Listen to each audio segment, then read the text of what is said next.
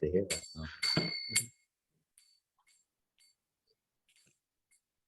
Namo Vishnu Padaya Krishna Pastaya Bhutale Srimate Bhakti Vedanta Swami Niti Namate Namo Vishnu Padaya Krishna Prasthaya Bhutale Srimate Bhakti Vedanta Swami Niti Namane Namaste Saraswati Devi Gauravani Pracharine Nirvasesha Sanyavari Astyajarishadari Namaste Saraswati Devi Gauravani Pracharine Nirvashesha Suryavari Astyajarishadari Jaya Shri Krishna Chaitanya Prabhu Nityananda Shri Advaita Gadadhar Srivasadi Gaura Bhakta Veda Shri Krishna Chaitanya Prabhu Nityananda Shri Advaita Gadadhar Srivasadi Gaura Bhakta Veda Hare Krishna Krishna Krishna Hare Hare Hare Rama Rama Rama Hare Hare Hare Krishna Krishna Krishna Hare Hare Hare Rama Rama Rama Hare Hare Hare Krishna Krishna Krishna Hare Hare Hare Rama Rama Rama Hare Hare Hare Krishna Krishna Krishna Hare Hare Hare Rama Rama Rama Hare Hare Hare Krishna Krishna Krishna Hare Hare Hare Rama Rama Rama Hare Hare Hare Krishna Krishna Krishna Hare Hare Hare Rama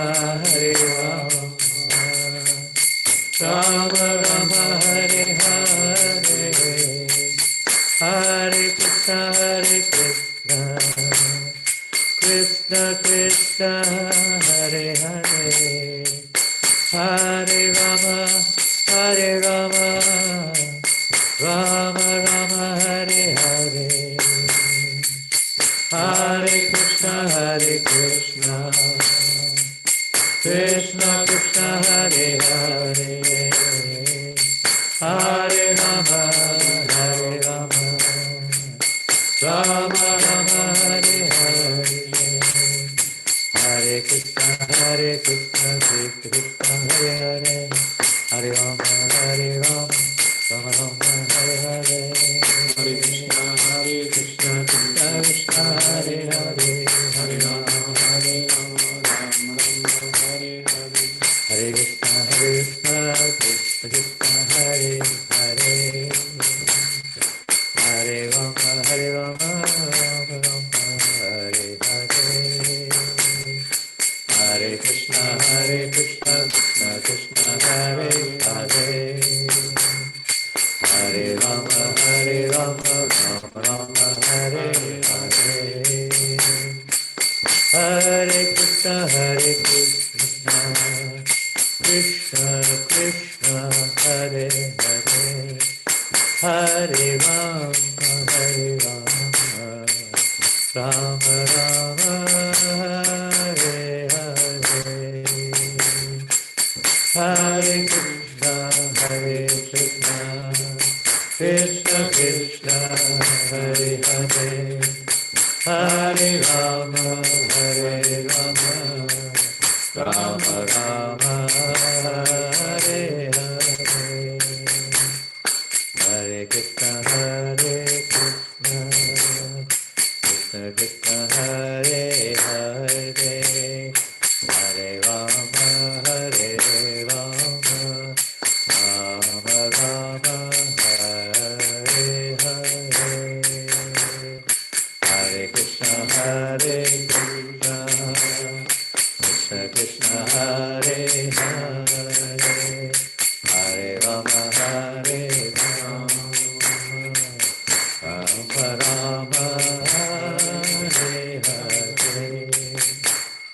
Hare Krishna,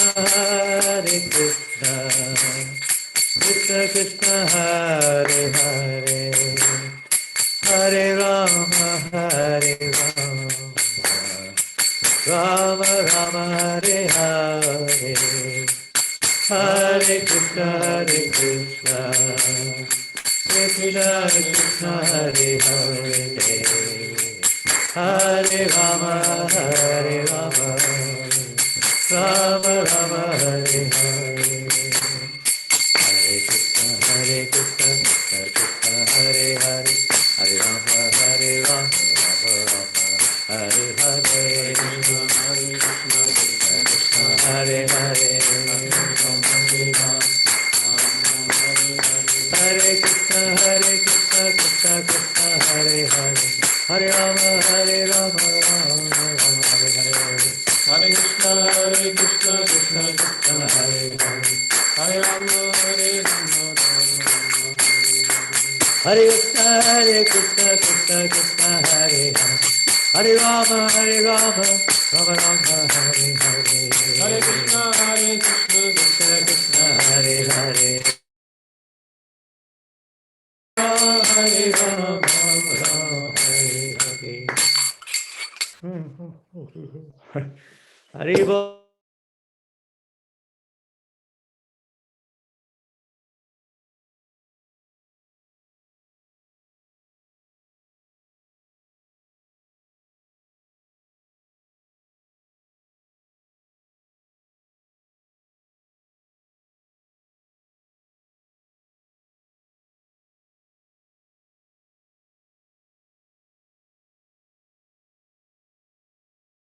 This wonderful day. I see you all there in different parts of the world as usual. And this morning, didn't really, I just kind of like randomly chose something this morning. It's I'd like to do something systematic, and maybe in the future we will. Let's see. But anyway, as Prabhupada read from the Vedas, from the scriptures, is like sugar cane. Wherever you bite into it, it is sweet. We may have jaundice-like senses, which don't taste the sweetness of sugar, but the actual everything in, specifically we could say in the Gaudiya Shastras, Gaudiya scriptures, to an aspiring devotee is sweet like sugar cane, and it's curative. Just as a man with jaundice may not like the taste of sugar very much, some of you may have had jaundice, and the taste of sugar is not very nice. The taste of everything is not very nice, and we lose our pleasure through taste. We don't. Sometimes we take it for granted. The taste. When the taste goes, it's kind of like a big gap or a big distress for us.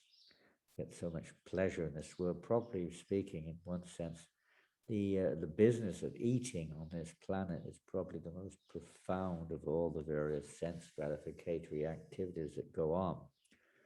Others may be occasional, but eating is every day.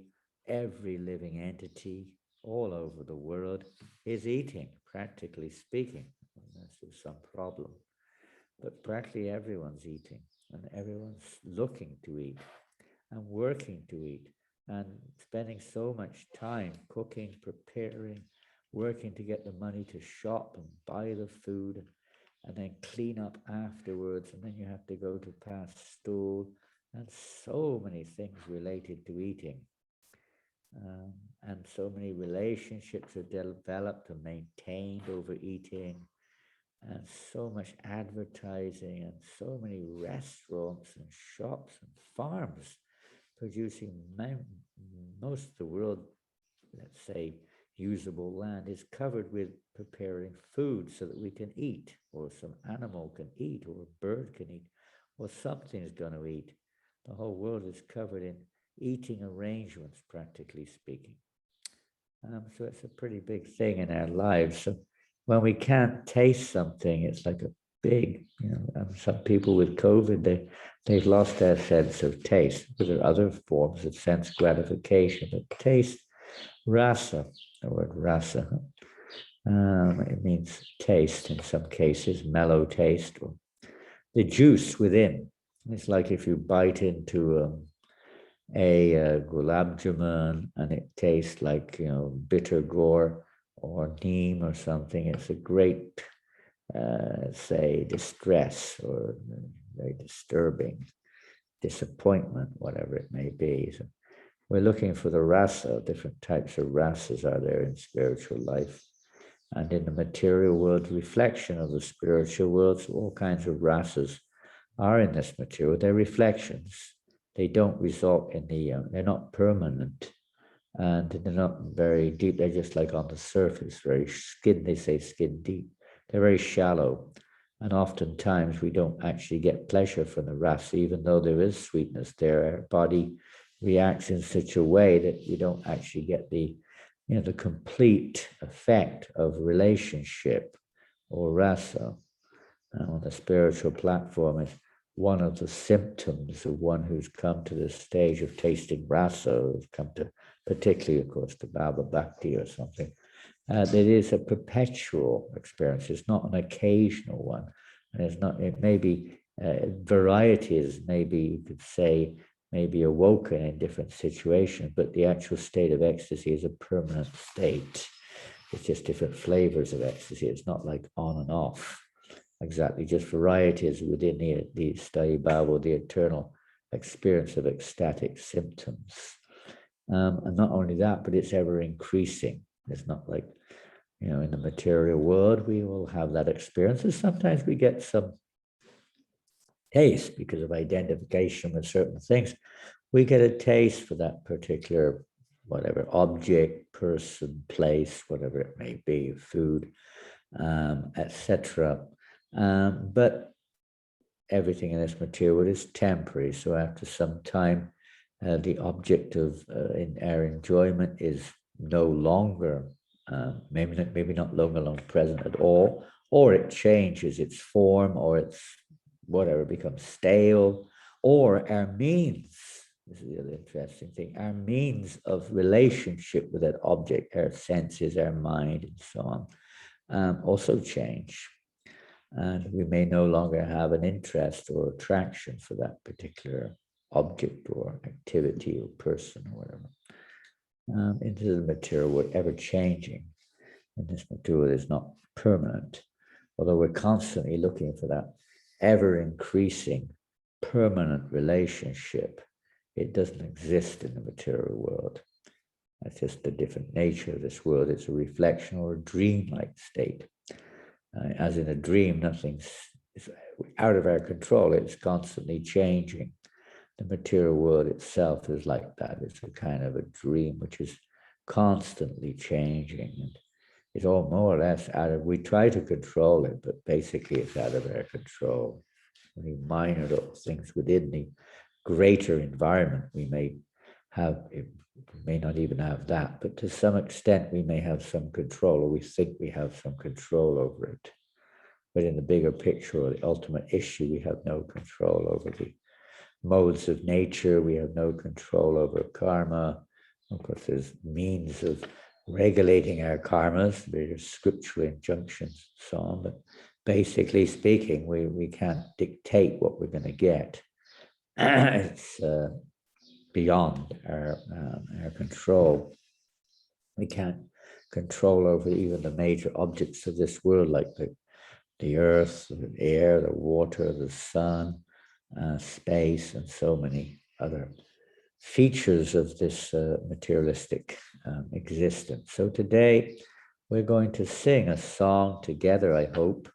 I'm going to put it on the screen in a few seconds. It's a song of Srila Satchidananda Bhaktivinoda Thakur, these great personalities who come into this world to wake us up from our dreams and to introduce us to the real plane of rasa, the real plane of taste, the real plane of relationship, by teaching us how within our lives we can start to see things in proper proportion and proper relationship, instead of just seeing people, events.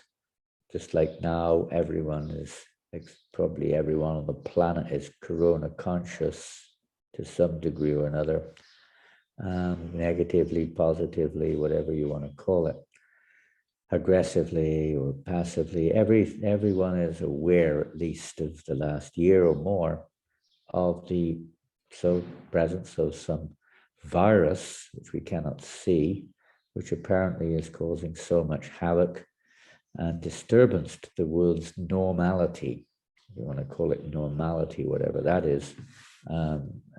It's caused so much disturbance, and people are now getting to the point they're eager to burst out of this restrained condition. Some of you may not be in a restrained condition as much, but in many countries, it's been months after months after months after months of restrictions, be it some curfew, be it you can't go out, be it you can only go out under certain conditions, but you've got to go into quarantine, you've got to get inoculated, you've got to get tested, so many different things. You can't do this, you can't do that, you can't go to an event, you can't go for a party, you can't do so many, you can't go to a restaurant, as you comes and goes, but basically so many restrictions have been imposed for various reasons.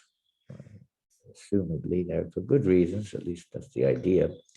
And then other factors come in. So many. I know some devotee, at least his wife, who hasn't been out of her house since March last year, not because they couldn't go out of the house, but out of fear of coming in contact with anyone else and possibly developing COVID or whatever it is. Out of fear, paranoia, which again is another one of the unavoidable characteristics of the material world. Fear. It's born of illusion or ignorance, and specifically identification with a particular body, mental state and physical state, which we are presently identifying with and think is me, and seeing the world in relationship to that conditional form, be it gross or subtle. And when anything interferes with the efforts to try to enjoy within that physical or subtle form, becomes a disturbance and sometimes a great fear. To some degree, it's always a fear. We can look at the animal or bird species and see how much they are, you could say, more or less controlled by the fear principle, which includes defense, which includes even building houses, although it's natural for domiciled creatures like ourselves. But at the same time, it is a department or a part of this fear principle, this defense principle, which is probably the most prominent in terms of its energy and time of the various animalistic propensities, protecting oneself, eating food, eating, sleeping, mating, and defending. All of them are very prominent, you could say, especially sleeping and eating and defending. Sex is maybe less prominent in terms of its time, but they're all basically the goal of animalistic life. And defending is like absolutely required, otherwise none of the others can be actually, let's say, sustained without a principle of defense. And that includes fear of losing any of these other opportunities, and specifically losing one's body, losing one's whatever position, and so on. So we're going to sing a song this morning to help us to try to rise a little bit above this and understand there is another plane. And even though living in this material world with all of our illusions and our identifications, which still influence our efforts to become devotees, we still see ourselves in the center. So the science of devotional service is founded, at least in one level, we could say it's certainly founded by seeing Krishna in the center. Seeing Krishna in the center means not just yes, I see Krishna in my nonsense and this and that and so on, like Kamsa or some mentality of these personalities, but seeing Krishna favorably in the center.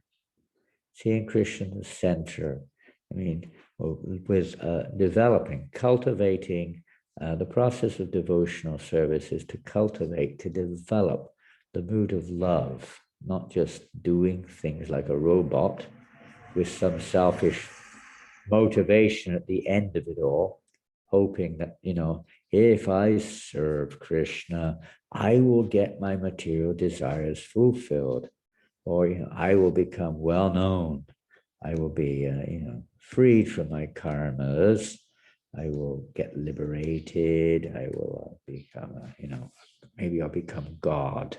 Yes, if I serve this devotional service, it's not just like a material label, being an engineer or something. You may be for a few years, relatively, but it's the awakening of our eternal constitutional nature, which is to exist for the pleasure of Krishna. Not that Krishna is our order supplier. You can say he is, because we can't have anything without his supply, but that's not a relationship of love. Prabhupada one time in Ohio State University, a few places, I actually heard it the other day, and people started clapping when Prabhupada said, this so-called religion where we pray to God, my dear Lord, give us our daily bread. We're not asking for God, we're not aspiring to, become God. We're bread conscious. We're asking for bread, not God.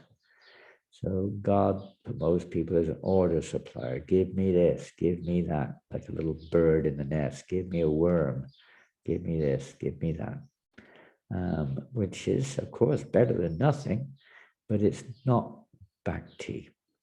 Or at most, it is very, very, very mixed with karma. It's basically naimitika dharma. It's misleading dharma, thinking that our position is just to be a kind of, let's say, a false dependent. Being dependent on Krishna, yes, but not false dependency. We're asking Krishna, please supply more illusions. Please help me in this illusion to enjoy more in this illusion, etc., etc.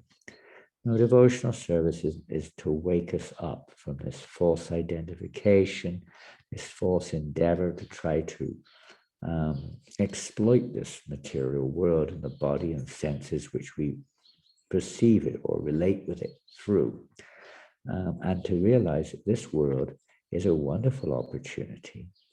And this body, human body particularly, is a wonderful opportunity to connect with Krishna. It's not just Maya.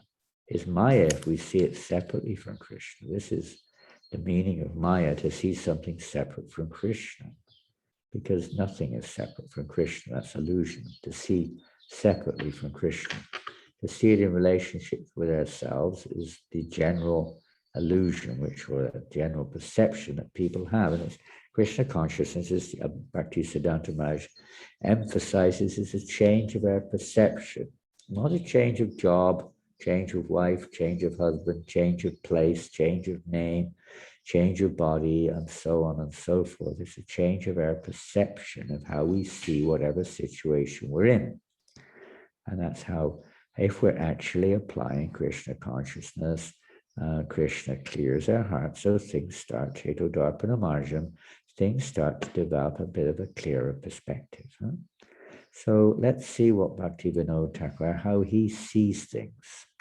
Because the process of the growth in devotional service depends on association. Association influences our concepts and our perceptions. We could say our samskaras in our heart, but basically speaking, our consciousness is affected primarily by association. Krishna could do anything, but the primary method or means by which our consciousness is molded is due to association with the modes of nature.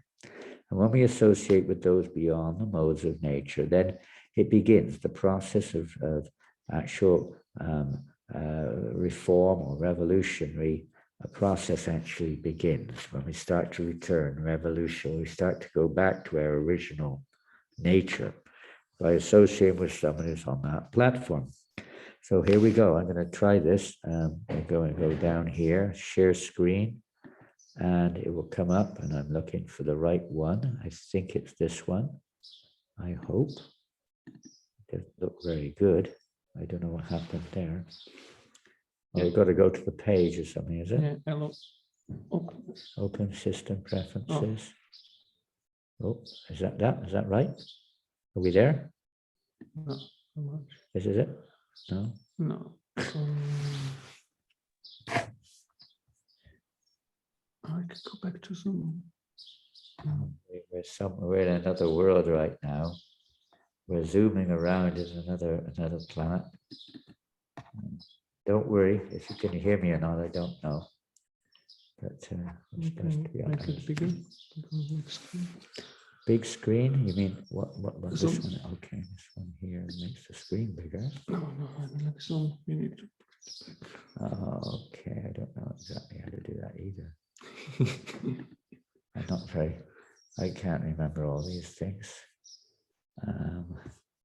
That one? Yeah.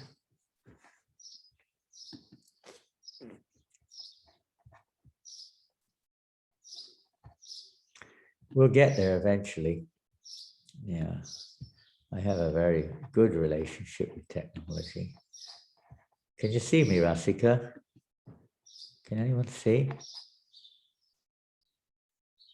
Yes, we can see you, Maharaj. I don't know what we're looking for here. Just waiting for the. Yeah, well, I think we've got to get it on the screen, have we? I don't know how does it work. Is it a PowerPoint or? Yeah. Open system preference. I thought it was easy, but it's turning out quite complicated. What I would do is I would put the PowerPoint on the screen. Yeah, but it's like most probably when you did something with. Yeah, we may not be able to do this. I don't know. Okay, This puts more people on the screen. That doesn't do anything. What would you like to do? go back on the again. Like that? Yeah, because when we put the share screen. There is It's not there. no. I mean, like there is something in the should be like in the settings, open system preferences, security and privacy Okay. to grant access. Well, maybe Rasika, you can look it up and try to find it. It's a song called Suddha Bhakata Charana Renu.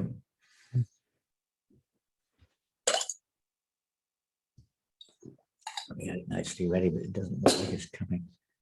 What if I pull the screen over to it?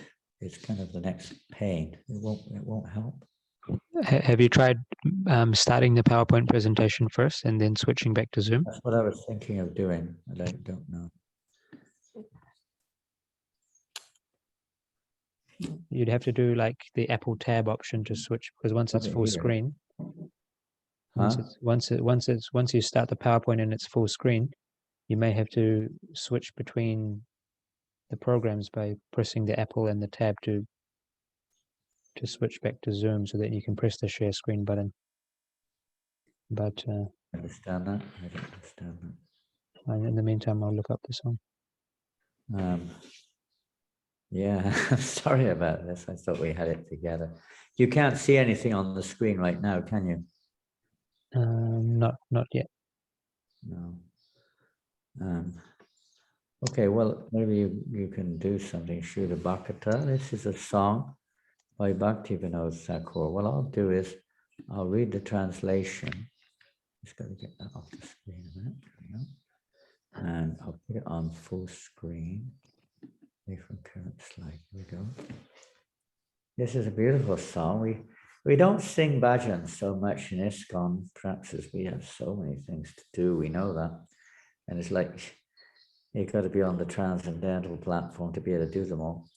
But it is one of a very important limb of our devotional lives, you could say. Prabhupada very much relished singing these various songs of our great acharyas. Especially Bhaktivinoda Thakur, Narottam Das Thakur, and others like Lochan Das Thakur also, especially those two. And there's so many songs, hundreds of, Bhaktivinoda Thakur wrote hundreds of songs. He didn't just write the few we have in our normal songbook. He wrote many more of the songbooks.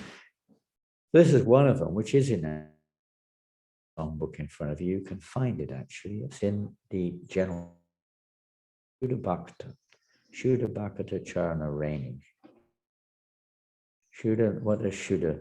We have Shuddhanam, the whole process in chanting the Hare Krishna Maha Mantra. Shuddhanam means pure chanting, without any effects of the modes of nature. Modes of nature. And of course, that's only the of love of God, when our devotion, not the real beginning, but when we start to awaken, it's not just a scent, but it becomes a reality. Unadulterated devotional service is a hoitikiya pratirtha, without motivation, without interruption. It is pure, beyond the modes of nature.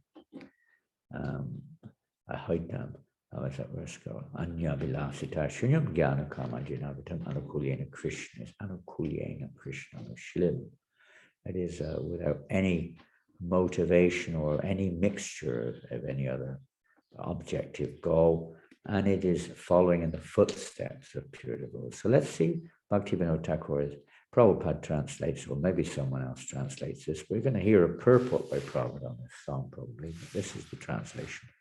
The dust from the lotus feet of pure devotees gives rise to devotional service, and service to the devotees is itself the supreme perfection and the root of the tender creeper of divine love. I did want to actually sing the song, and then first, do we have any luck on your side, Janananda? I'm sharing the song and a translation from a website at the Is it moment. any good? I mean, can people see it? I'm assuming people can see it. Okay, you are now on a translation. Okay, now we're ready then. Oh, let's start with the song. Can we go back to the first verse then? Yeah. I hope everyone can see it. It's not ideal, but it's better than nothing. If you've got your songbooks, did I bring my songbook? Yes, Maharaja, please. It would probably be better to use your songbooks, but whatever you like. It's okay. This isn't too bad, actually. Yeah, it's quite good now. Okay, we'll try to sing the song.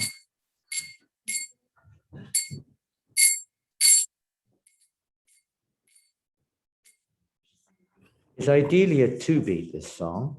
Most songs are 3-beat, but some are other beats, but this is usually 2-beat. So Suddha Bhakata is called. That's pure. No, well, we may think, well, is this a spelling mistake? Bhakata?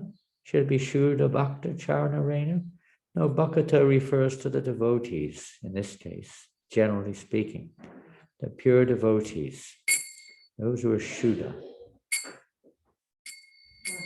So please sing along with us and relish this, the taste of the words emanating from the lotus feet of the pure devotees of the Lord.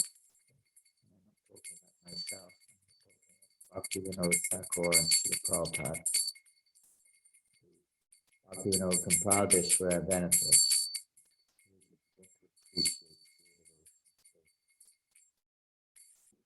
Suddha Bhakata Carana Renu Bhajana Anukula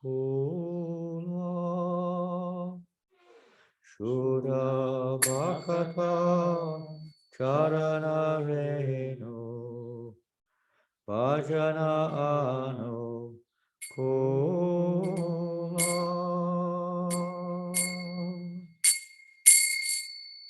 Bhakata Seva Paramasiddhi Premalatikara Mula Bhakata Seva Paramasiddhi Premalatikara Mula Madhavatiti Bhakti Janani Chaitanya Palana Kori Madhavatiti Bhakti Janani Chaitanya Palana Kori Krishna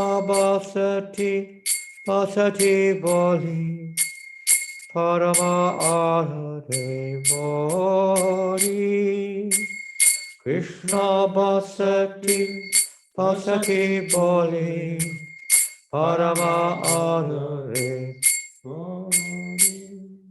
Gaurama Yesabastani Karala Brahmana Range Gaurama Yesabastani Karala Brahmana Range Yesabastana Eviboami Punai Bhakata Sange Sesavasana Eviboami Punai Bhakata Sange Vedangabadya Shunite Mana Avasara Sadajache Vedangabadya Shunite Mana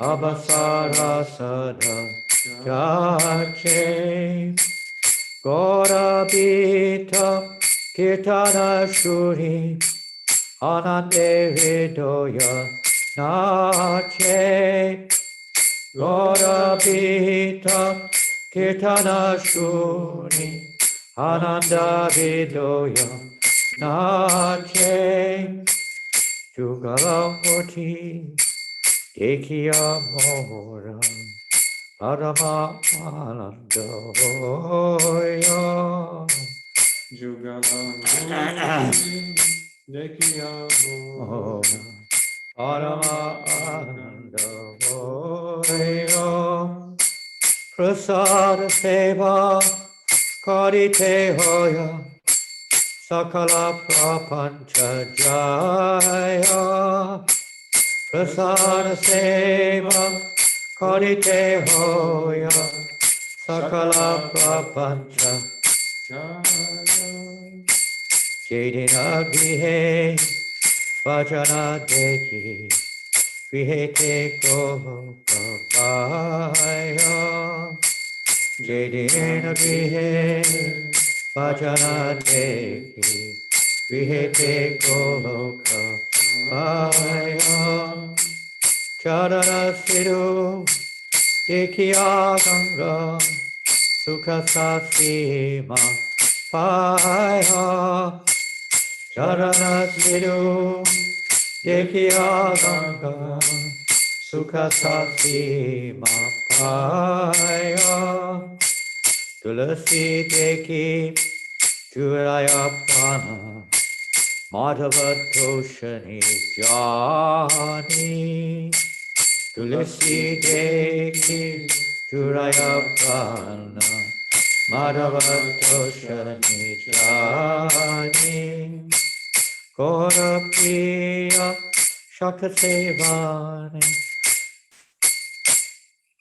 Jiva Satakamani Gora Priya Shakasevani Jivana Satakamani Bhakati Vino Krishna Bhajane Anukula Payaja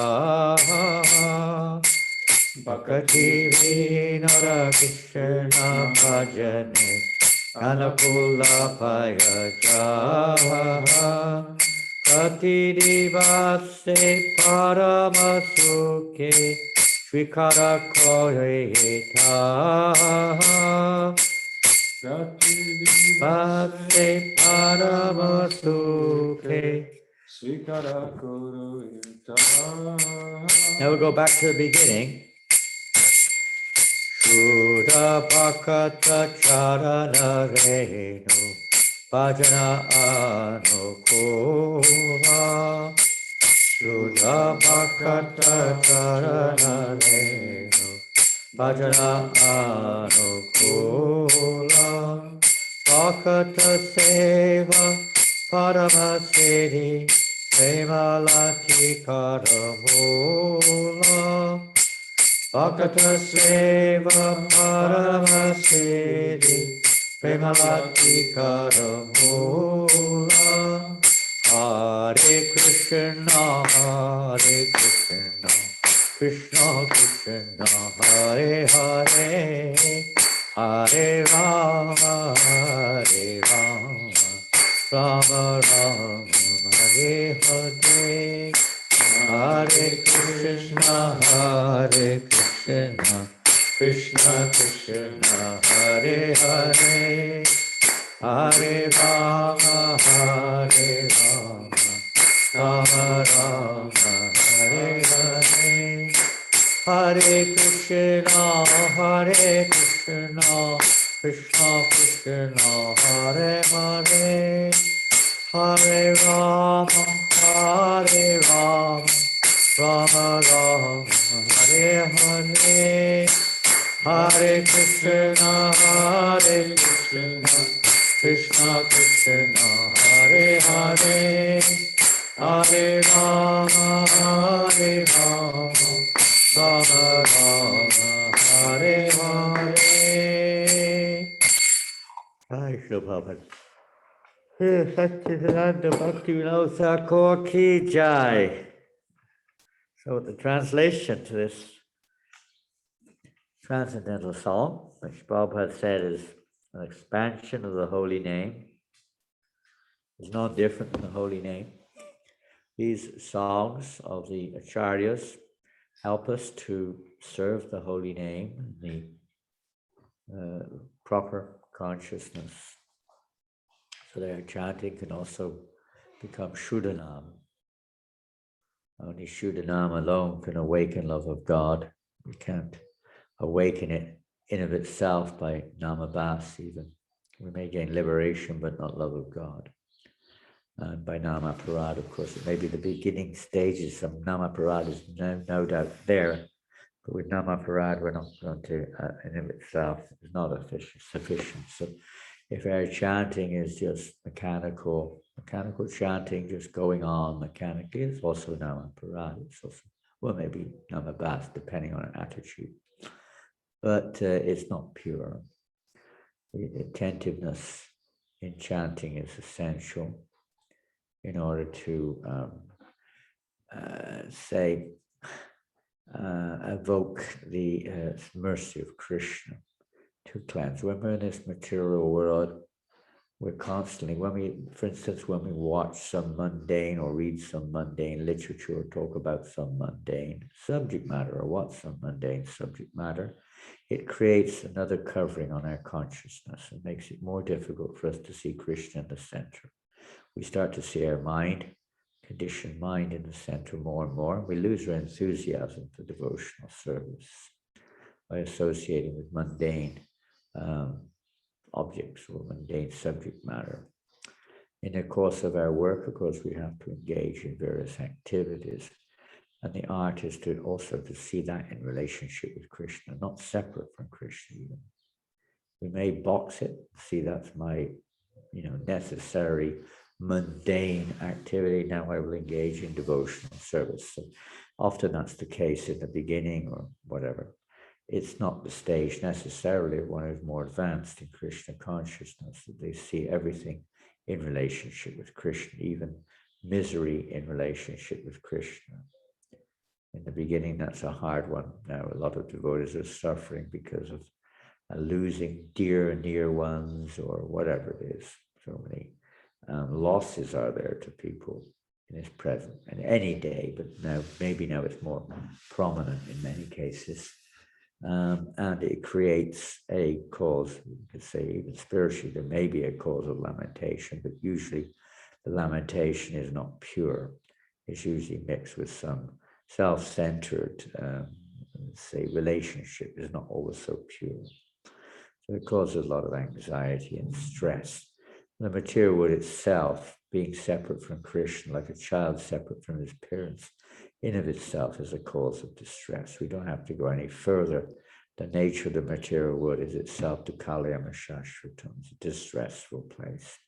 Whatever the causes of distress and how, you could say, how dense the distress is at various times is a detail. The material world in principle is a place of suffering and is temporary. So maybe hardly anyone realizes that, what to speak of do anything about it. Their whole idea is to try to fight against it, but they don't do anything to remove the cause. They're only dealing with the effects, which was what we perceive as our body and mind, basically speaking, which means how we see the world around us, nice or not nice or whatever. But it's a false, it's a dream, it's a falsity, it's not a reality. Krishna consciousness to see beyond that, to see how Krishna's hand and not become dependent on temporary arrangements. We may have to, we may want to, we may do various things on a temporary platform, but that is not the solution, and it's not going to really solve the ultimate Amala Harinam Amiya Bilas. This is the only real medicine, the only real solution to solve the problems of our lives or the world or whatever, is Amala Harinam, the deathless chanting of the holy name. So let's see the mood now. We'll read the translation a little bit. The dust of lotus feet of pure devotees. Now that can be taken literally. Can be taken literally, but we go a little deeper usually. I mean, for people who are perhaps a little pious, they understand it, especially Indian-bodied people who haven't understood devotional service. I don't really understand that path of spirituality. It's a literal thing. They just like to touch the feet of whom they consider saintly persons. And that's one thing. It may be a little pious, but it's not, in of itself, is not the real meaning of this statement. The dust of the feet of lotus, the lotus feet of pure devotees, not just the dust of the feet of devotees, it's the lotus feet of pure Suddha, Bhakata, Carana, Renu, the dust of their feet. Lotus because they're above the material modes of nature. They're not motivated with all kinds of, desires for name, fame, prestige, or results, etc. They are simply instrumental for the pleasures. They are representatives of Krishna. They're not representing themselves or some organization or some religious cult or whatever it may be. They are some sectarian thing. They're representing the absolute truth. So their feet are, in this sense, are considered, they look like normal feet, you could say, but they're not actually, as Jesus Christ said, we may be in this world, but not of it. They're transcendental to this material world. So taking shelter of the dust, particularly the dust of their lotus feet, means taking shelter of their instructions. Taking their shelter is not just some external sentiment, but it means to embrace their instructions, relevant instructions for our awakening, taking shelter of the lotus feet of the spiritual master. Enthusiastic devotional service. Devotional service must be enthusiastic in order to evoke the change that is needed in the heart. Watered down, morose, whatever you want to call it, part-time devotional service, all there, of course, is far better than nothing, but it's not going to actually release us in of itself. One needs to be very enthusiastic. The pressures of our past experiences, the present misconceptions, the association of the present, the temptations born of our conditioning, etc., are very, very strong. And for many lifetimes, we've tried to be very enthusiastic to fulfill the never-ending flow of desires that enter into our consciousness. And at some point of time, by good fortune, you could say, we've come to the conclusion that this is a waste of time. Surely there's more to life than this. And we may start thinking about something more. And then Krishna may introduce us to something more. We might be a little interested in the spiritual introduction. But it's an introduction. It's not the end in of itself. It's an introduction. And we have to go beyond the introduction to the actual substance and to the conclusion. Devotional service, pure devotional service. So enthusiasm, because there'll be a lot of challenges for various reasons. We need to be enthusiastic, is acting, endeavor with intelligence in Krishna consciousness, Prabhupada says, is enthusiasm. It's not just passion. Sometimes we define enthusiasm as being passionate, but when we analyze it, that passion is not necessarily driven. It's not necessarily driven by the will of the Lord indirectly, but not by his inner will. That which where our enthusiasm is simply because we want to see Krishna pleased. That may not be our mood. It might be, but it might not be also. So we want to come to that platform that our enthusiasm is, and it could be any emotion, but it's simply manifested because we want to see Krishna happy. Even anger can be utilized in that way because we want to see Krishna happy. We don't like to see things when others act in such a way as not to bring pleasure to Krishna. A devotee may become angry. How his anger is manifested may vary also according to the result or according to the effect it may have. But in principle, he's angry to see that Krishna, what belongs to Krishna, is being stolen. People are trying to steal it from Krishna and misuse it, so they're angry. Someone's causing violence to one's beloved, one becomes angry. And not even one's beloved, but to a part and parcel or a child or any living entity, we become angry because they belong to Krishna, they're Krishnas. And someone's harming that which belongs to Krishna. We bring in pain to Krishna, at least that's the mood of the devotee. You can't tolerate. So preaching means that, to relieve Krishna of his distress. What can you say? Every living entity is Mame Vangsa Jiva Loke. We're all part and parcel of Krishna. So when we cause distress to any living entity, it's causing distress to Krishna. So this is the mood of a preacher. He can't tolerate it. He may appear to tolerate it, but in his heart he can't tolerate it. Therefore he preaches, or the Vaishnava preaches to try to change this. You can't necessarily stand up there in the middle of the street and shouting like some people do, you know.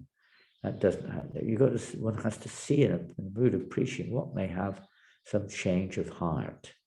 It's not just a question of shooting people or you know, get rid of them.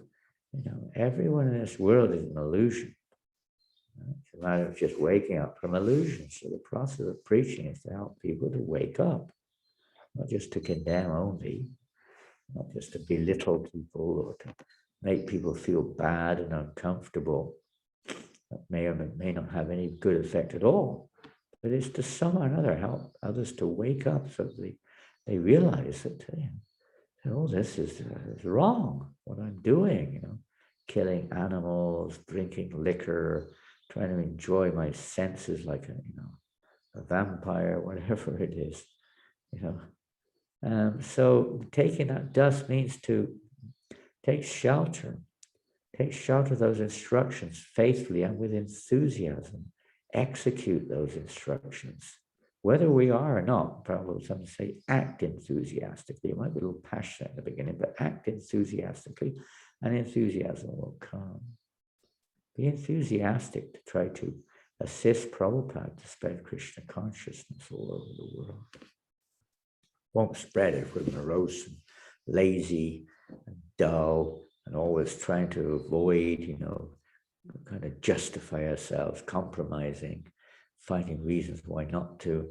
This is not going to help us to actually come to Krishna consciousness. Of course, something is there, but it remains in that state of so-called devotional service. We remain in that so-called state of devotional service if we're lucky. Of Krishna, not lucky, but if we're determined to stay in that state of, if we're lucky, we won't. Either Krishna will knock us out or he'll help us to realize we should go forward. Sometimes he knocks us out so that we start to, you know, think again about what devotional service is.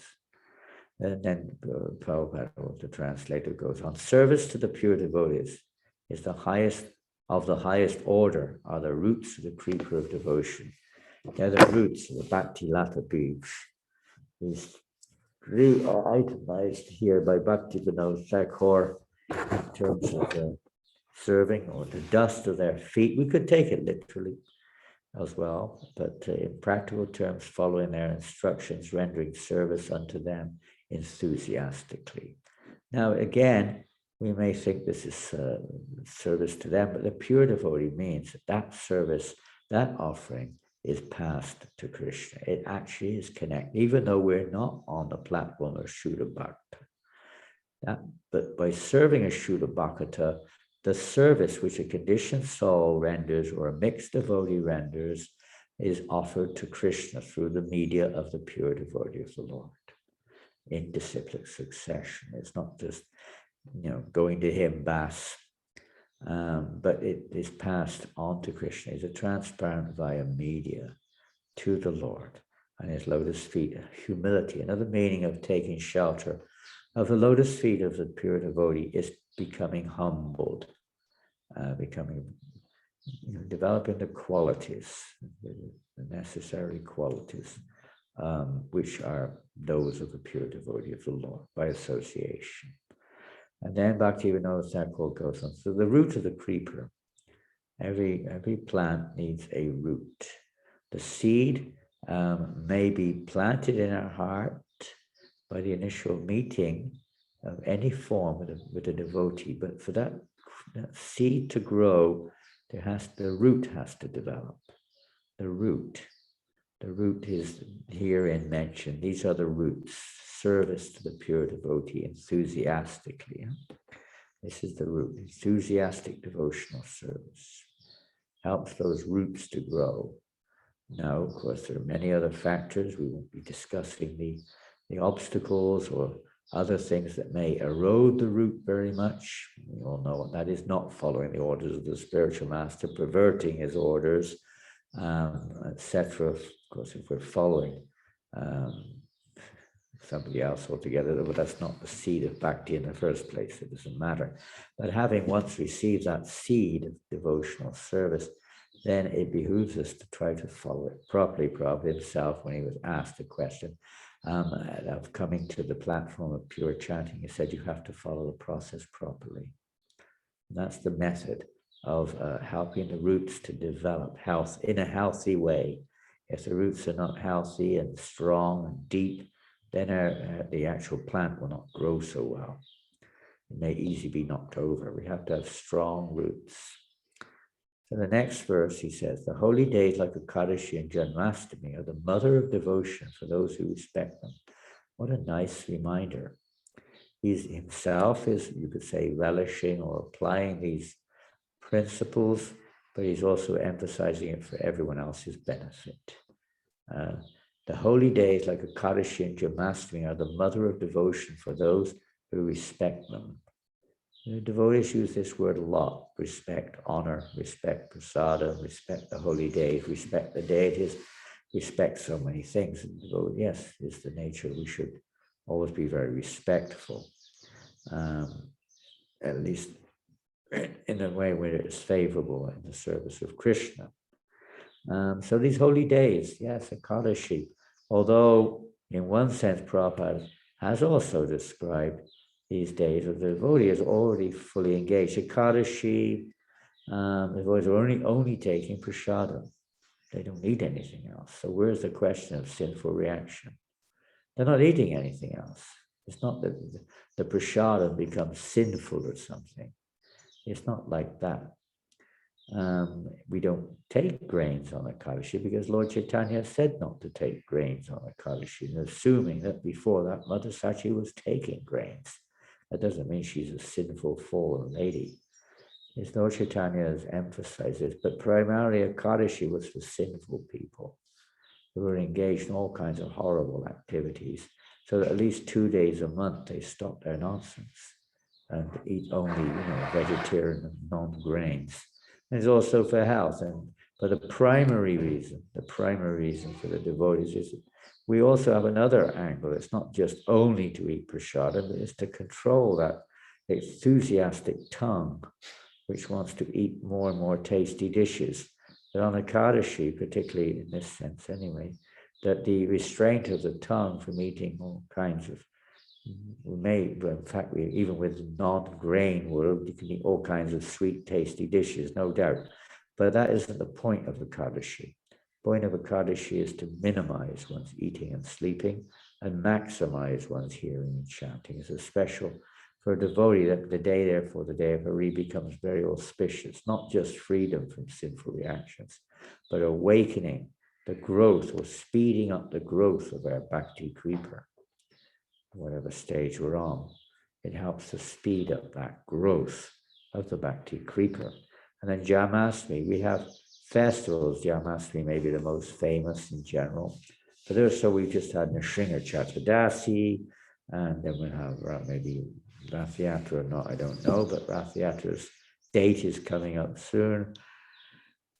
The whole series of major festivals, Balaram Purnima, Krishna Janmashtami, Prabhupada's appearance, Radhastami, and then going through to Govardhan Puja and the festivals of Kartik and so on, Prabhupada's disappearance, through, and there are many, many other festivals in between of great acharyas. This is another method of taking shelter over taking the dust of their lotus feet. We hear about them, we honor them on their appearance and disappearance days. It's very Bhaktivinoda Thakur says, by hearing about these great personalities, one develops enthusiasm, confidence, and satisfaction. Very points basically mentioned here. By hearing about those pure devotees, is also another aspect of taking the dust of their feet. So Janmashtami is mentioned here, but it could be in Radhastami or Gaur Purnima or some other Balaram Yatra, whatever it is. But to enter into these mood of the day is a tremendous effect on not only awakening enthusiasm, but cleansing our heart of so many falsities and bad, maybe some bad attitude and so on and so forth. But also our heart becomes purified, our attraction towards Krishna consciousness is evoked. the more we absorb ourselves in these days in the appropriate way, especially hearing and chanting about Krishna or the pure devotees of the Lord, is the method of cleansing our hearts. And these days are like special days. Maybe you could say you get more interest on these days, or you get more returns on these days if we absorb ourselves. But sometimes Prabhupada would say, in the terms of Kartik, for instance, one time Prabhupada said, and he's written there, you don't have to speculate, it's actually written in Prabhupada's words, Kartik is for karmis.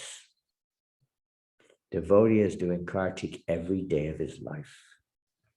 Kartik is for those who are not engaged in devotional service very much, or they're in mixed devotional service, to try to engage in activities which are not mixed, at least for a month, or at least less mixed. But an actual devotee is engaged 24/7 in devotional service without any interruption, without any impediment, without any pollution in their service. So what does Kartik mean to a devotee? An opportunity to preach more, because other people may be taking it seriously. Every religion has certain occasions like this, restrictions of various kinds or recommendations of various kinds, opportunities to become more serious about the real point of its spiritual life, and opportunities for devotees to preach to those who are coming in. We have our Kartik festivals.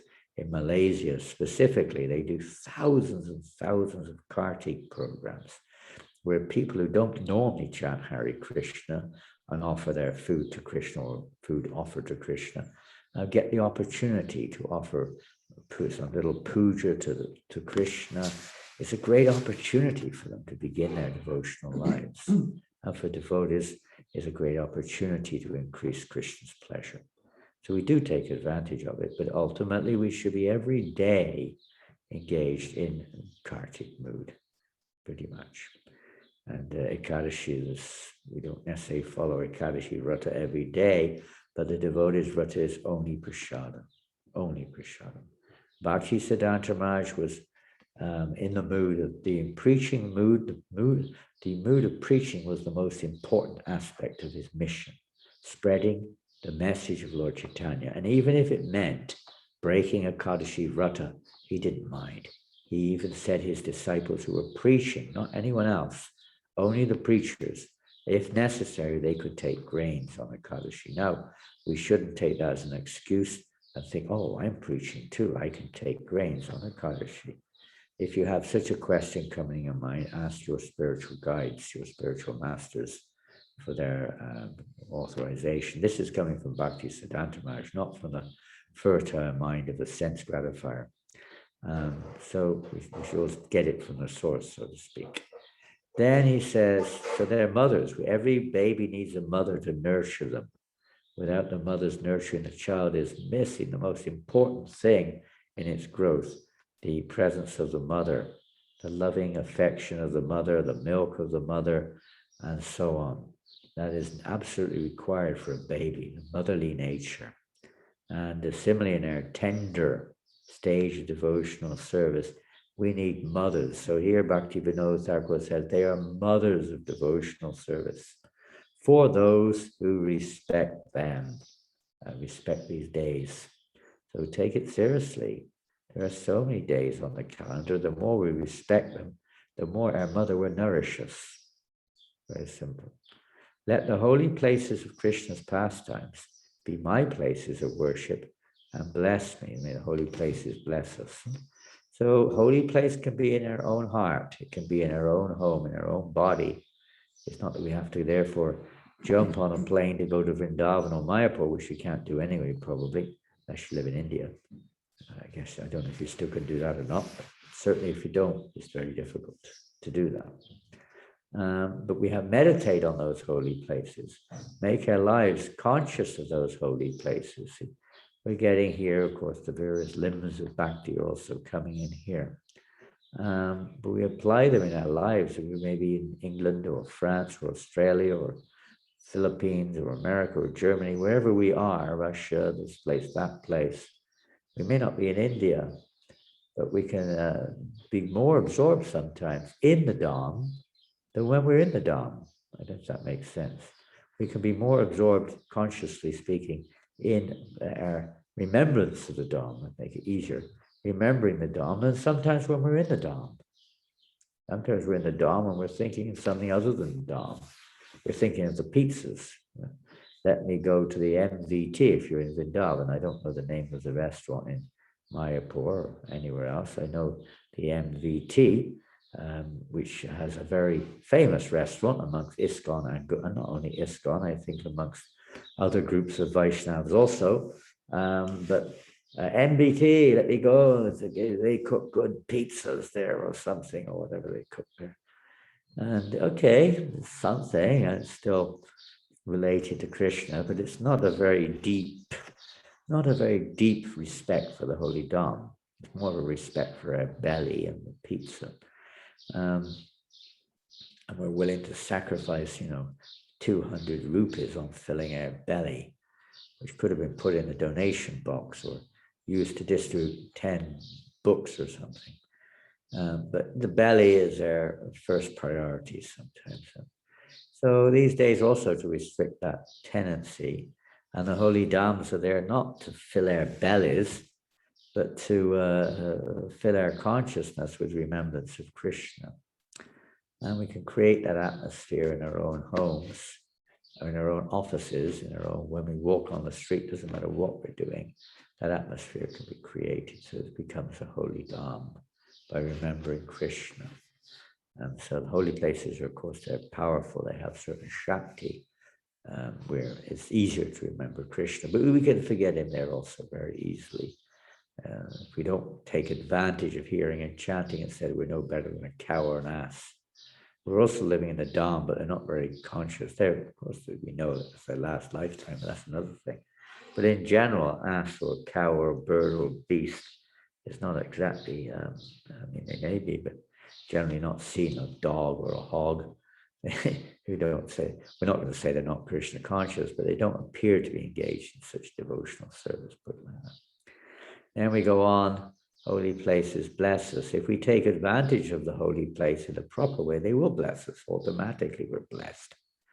A blessing to go there in the first place, but we get properly blessed if we properly respect the holy Dhamma.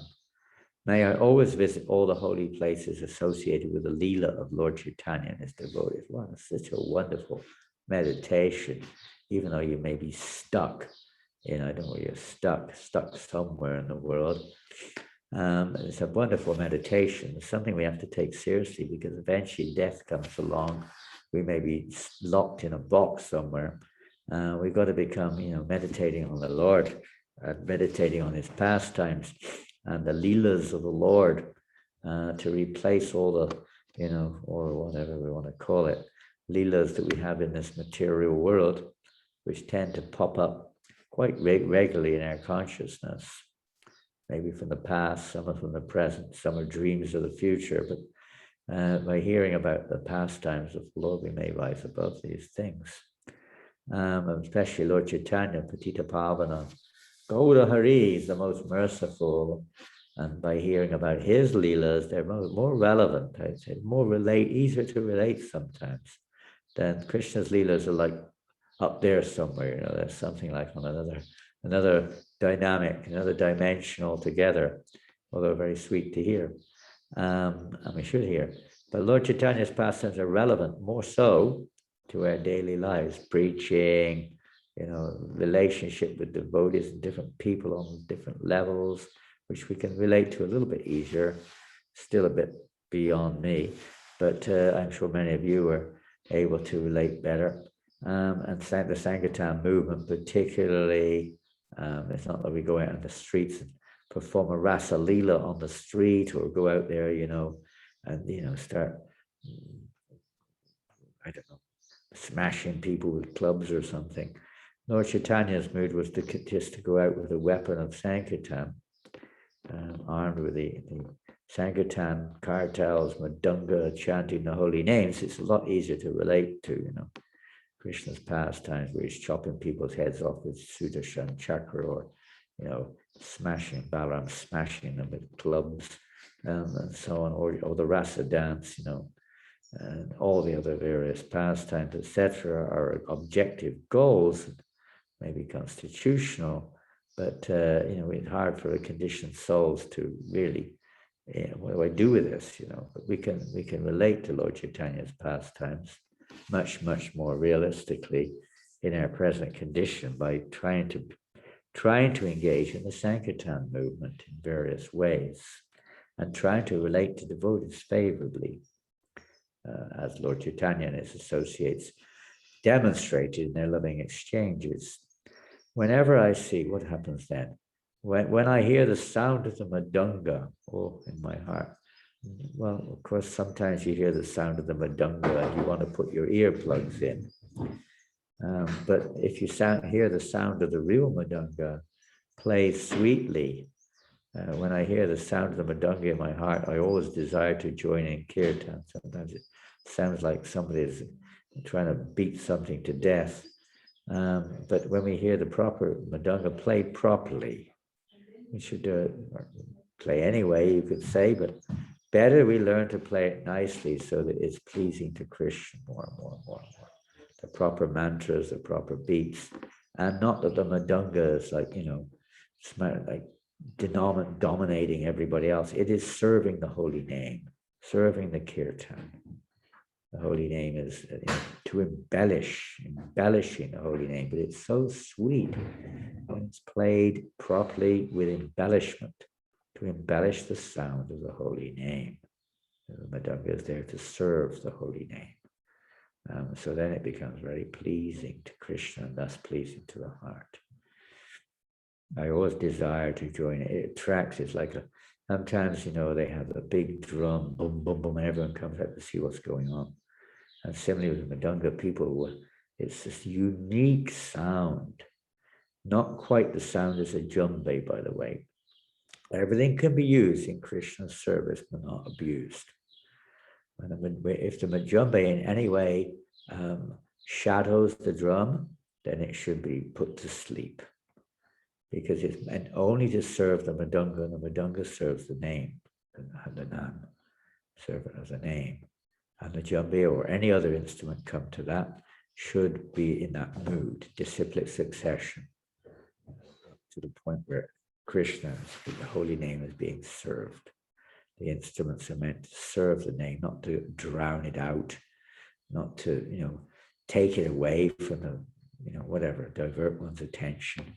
No, we're not here to become musicians. We're here to become try to become devotees of devotees, servants of servants. And when I hear the bona fide songs, bona fide, it's not bona fide songs, very important. We sometimes pick up songs in Vrindavan or somewhere, in Jagannath Puri or somewhere or another. We don't know what they're all about. We just sing them. They sound nice, because generally devotees in neophyte stage have no understanding of proper relationship. What is Nam? What is the real rasa bas? Most of the songs, if any song is written by a conditioned soul, there will be an element of rasa bas, which means inappropriate relationship. It's not presenting Krishna in a proper way. And thus one will develop an improper understanding of one's relationship with Krishna if one becomes attached to these songs written by unbona fide persons. What to speak of Mayavadis, it's just sahajyas and upstarts thinking that they're also qualified to. It won't have the effect. It may have some effect, but it won't have the real effect. One of the problem, we sing the songs of the bona fide acharyas. If we think we're a bona fide acharya, that's another thing. You better check it out with someone who's more advanced first. But this is the principle. We don't just pick up any folklore song and start singing it because it sounds nice. I heard it on Bollywood. I heard it somewhere. I heard it. We had devotees in Penang one time. They went to India. It was in Malaysia. They went to India one year and they went to Jagannath Puri and they heard some devotees there. Okay, Prabhupada said their tears of ecstasy will eventually bring them to the proper platform. But why waste time like this and causing offense in the meantime, which, just not bringing pleasure to Krishna. Although the names of Krishna are always attractive, they also have to be proper. It's like, even when we address each other, if you call somebody by their surname, it has a different meaning than if you call them by their Christian name, or if you call them by some slang name. It may be something addressed to them, but it's not pleasing. It has to be pleasing. We have to address them properly according to time and circumstance. And the pure devotees know how to do that. And these devotees were singing. There's a famous quote, Srila Prabhupada quotes these devotees in Puri and other places too, who sing this. They're followers, I think his name is Ramana, Carana or something, one disciple, so-called disciple of Bhaktivinoda or something like that, but he wasn't following properly. And he made up these mantras, Radhe Krishna, Nitai Gaur Radhe Sham, Hare Krishna, Hare Ram. They were singing on the street on Harinam Sankirtan. Can you believe it? I was shocked. I was there. I heard, where did you get this from? Please stop. Hold on, where'd you get this from? And they told me they went to Jagannath Puri. It was really nice. All the devotees they were chanting it. What? And Radharamana Hari Bol, blah, blah, blah, blah, blah, blah, blah, blah, blah. On and on they go, different cinema songs, Singing in the temple sometimes you hear it. You sing the bone. Of course, there's the name of Krishna. In one sense, yes. For people who are into Bollywood, it's good. But we're not really meant to be into Bollywood. We should be into, another wood, into the wood of Vrindavan, where the bona fide devotees sing songs which are bona fide. So take these songs. There are hundreds of them. You don't have to look anywhere else. Narottam, Bhaktivinoda Thakur's have written so many beautiful songs. Embrace them. My heart dances in ecstasy. It doesn't dance in passion or something. It dances in ecstasy. One day while performing devotionals, I missed something. Whenever I see the transcendental Sri Vigrahas of Radha Krishna, I'm in bliss. Well, I don't know what that's all about, but I know that some advanced devotees, and we saw that with Prabhupada when he would just see the Vigraha, the deities of the Lord, tears would come from his eyes. And he would be in such ecstasy, just beholding their forms. He's not just seeing stones. It's not just a mechanical thing. Better go and pop my head on the ground 3 times, once a day or something. Or, they look so nice today. Look at the beautiful colors. Okay, that's a good start. Very attractive, very beneficial, but you're seeing your beloved. Yeah, see, that's why the pure devotees teach us how to dress the deities nicely, feed them nicely, clean everything beautifully, make nice arrangements, flower arrangements for their pleasure. So to engage us in various limbs of devotional service with the intention of bringing pleasure to the deity. Although, I don't know what pleasure they derive out of our in of itself, but because it's authorized by the pure devotee, therefore it's like a parent when the child brings some stones and sticks and says, Daddy, I want to give you a present. Please take this. Daddy says, yes, thank you very much. This is so wonderful. It's just some stones and sticks. But when the child's a little child, to the child, this is an offering to his daddy. And daddy is so pleased. He doesn't say, God, what rubbish is this? Go away. This is nonsense. He says that's the end of devotional service. So when someone comes, their offering may not be so even relevant sometimes. You don't say, wow, this rubbish, take it away. One finds a way of encouraging that person to offer everything to Krishna. I want to speak of those who are following the various standards of deity worship. So fortunate, those devotees. I'm not one of those. I'm not on that level of advancement, but those who are very fortunate. Their lords, by taking their lordships, did we miss some? Yes, we did. No, we didn't. By taking their lordships prasadam, we can conquer over the material elements. That's an interesting topic. We could go on all morning on that one. Taking it doesn't mean stealing it, but it could do. It's sometimes translated differently by honoring their lordships prasadam. It's not just, I don't like that one. Oh, give me more of that one. Who cooked today? This is awful. What is this stuff? Give me some of that stuff over there, please. Give me all the curd. Give me the curd sabji only. Curd sabji, give me it all. I don't care if no one else gets any. That's their problem. I'm first in the queue. Give me all the curd. Come on, curd, more curd, more curd. This is not exactly devotional service. This is curd service, curd consciousness. It's not the International Society for Curd Consciousness. That will curdle our devotional service. As we curdle milk with, curdling in there. So it won't be very good. Of course, at the beginning, that might be one passion we may have, but usually a little bit honoring prasadam, accepting whatever mercy Krishna provides, and respecting it as such, using common sense, health-wise, and so on, but generally speaking. And Prabhupada said the cook should be conscious not to, well, Prabhu, you should be happy, whatever comes. The rice is not cooked. It's full of, there's 10 chilies to every potato. You should be happy. I offered it to Krishna, Prabhu. Why are you complaining? Why are you complaining?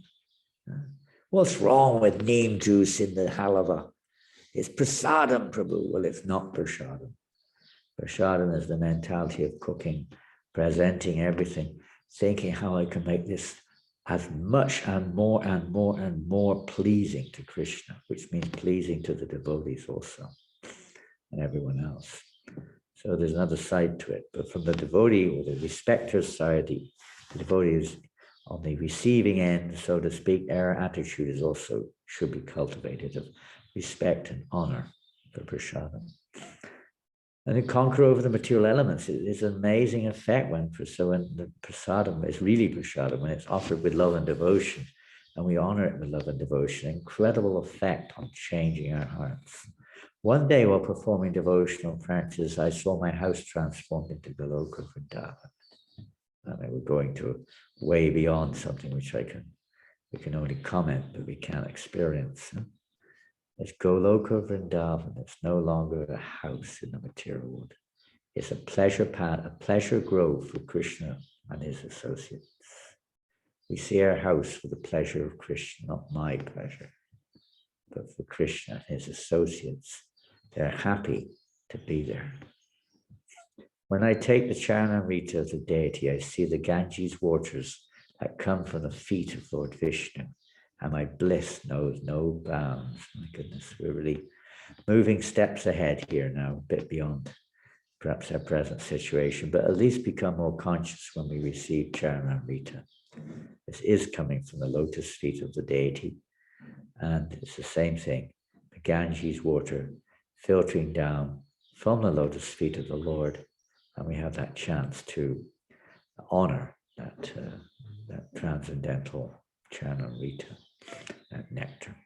By seeing the Tulsi tree, my heart feels joy, and Lord Madhava Krishna is also satisfied. He's satisfied by Tulsi alone. Tulsi brings so much pleasure. So we should also be pleased because Krishna is pleased when he sees Tulsi, even if we don't have much conscious awareness of Tulsi and her actual situation. At least we can remember that Krishna is pleased by Tulsi, so we should also be pleased and try to look after her nicely. When I eat the prasadam favored by Lord Chaitanya, it is a new life's experience. Yes, it is. We could go on about that all morning too. Lord Chaitanya was very fond of a green vegetable preparation called shak. And there is another song in this book that tells of the amazing effects of this type of prasadam. Shak. So if you want to please Lord Chaitanya, shak means green leafy vegetables. They're unlimited. Even the many plants like beetroots and radishes and so many plants, their leaves are very wonderfully prepared in various kinds of shak. So many plants, pumpkins, so many vegetables, not all, but so many. The leafy aspect is so deliciously and so delightful for Krishna's pleasure. And in the forest, so many plants you'll find actually can be offered to the Lord. You have to find out what they are. And delicious. We throw many of them away. We throw some of the most pleasing things in the bin and eat the less pleasing thing. And of course, when they're not organic, sometimes we make some excuses, etc. But practically speaking, most plants have so much to offer. So delicious. In Bengal, you'll see hundreds of different shacks. Bhaktivinoda Thakur concludes by saying, whosoever attains the stage of enthusiasm for these devotional practices will be supremely blissful wherever he may be. So whether we're stuck in America, South America, Russia, Europe, Africa, India, Asia, Australasia, some Pacific islands, wherever we are, even England, because England's not in Europe anymore, England, Greenland, Antarctica. I don't know if anyone's in Antarctica, probably not, at least not online. Wherever we are, we can be supremely blissful wherever we are if we attain enthusiasm for these devotional practices. We try to be enthusiastic in whatever service may be, and we can feel the contact with Krishna. Bliss comes when we as heat comes when we contact the sun. Bliss comes the more we're contacting Krishna. It's not just a reflection of bliss, as this material world. Happiness is simply a reflection, it has no substance. But real bliss, all-pervasive bliss, the more we associate with the Supreme Personality of Godhead. So I'm not going to read the Prabhupada's commentaries on this. We don't have time. You can look it up yourself. There's a beautiful song of Bhaktivinoda Thakur. So I'll finish there. If there are any questions, please do feel free to fire away.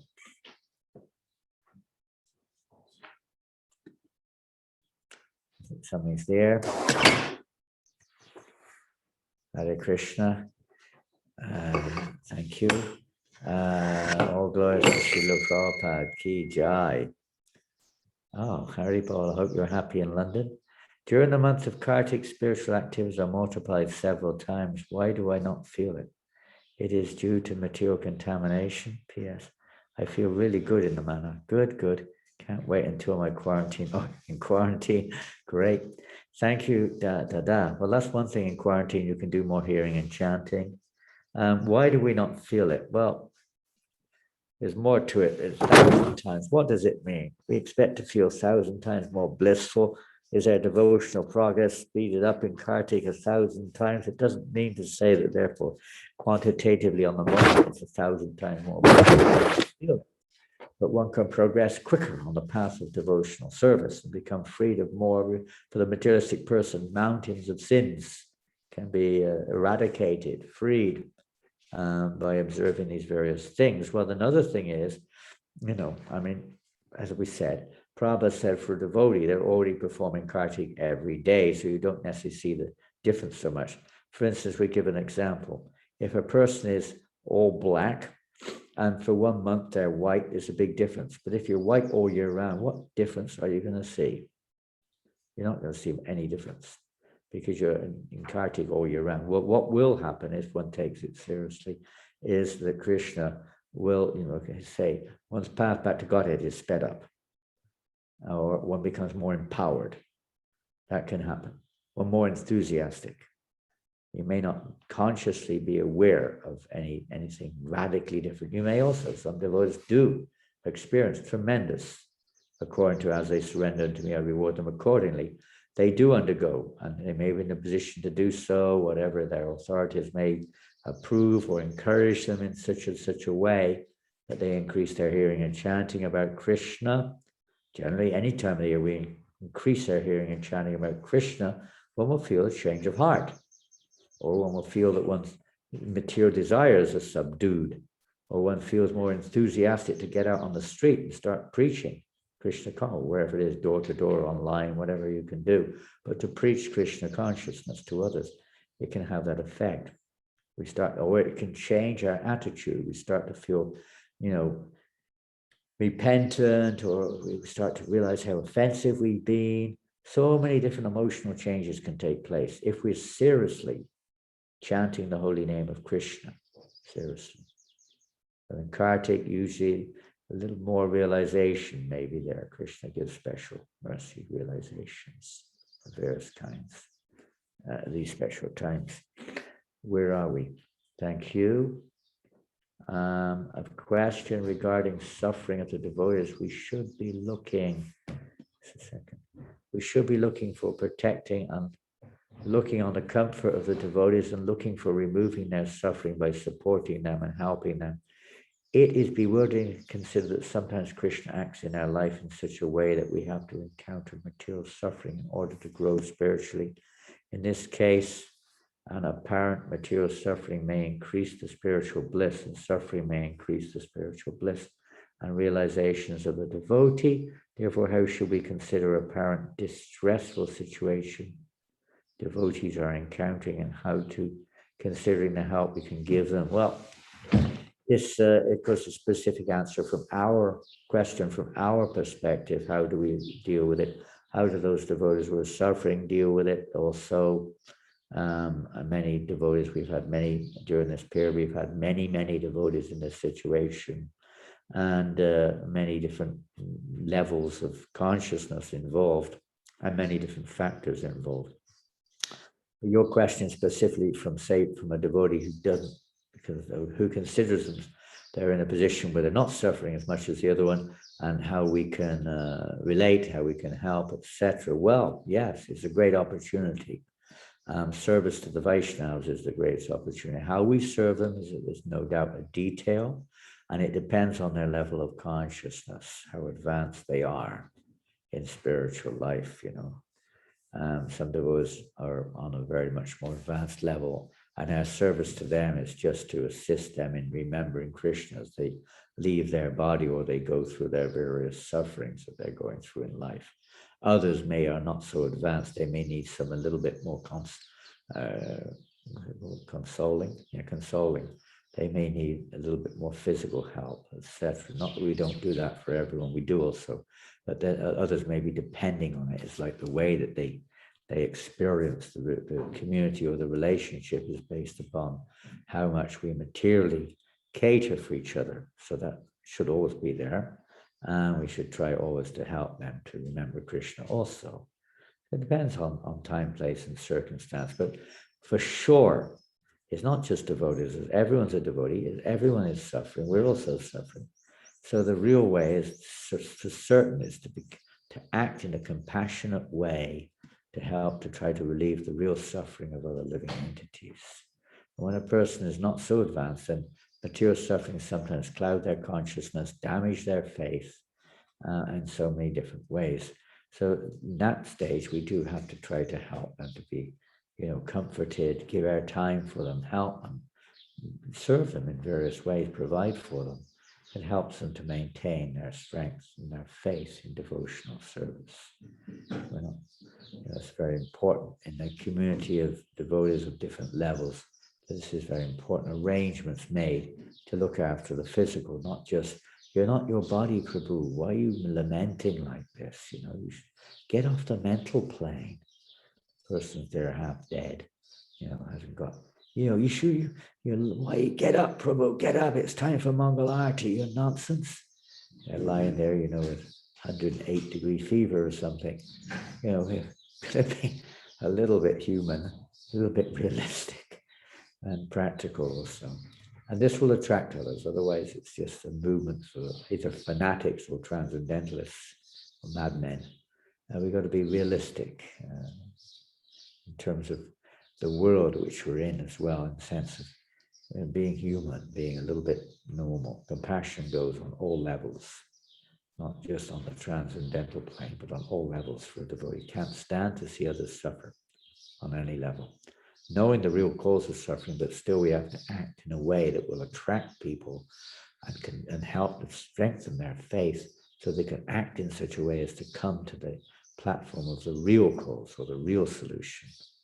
Otherwise, they won't even go an inch. They won't go any further. So it's a very personal thing and a very heartfelt thing.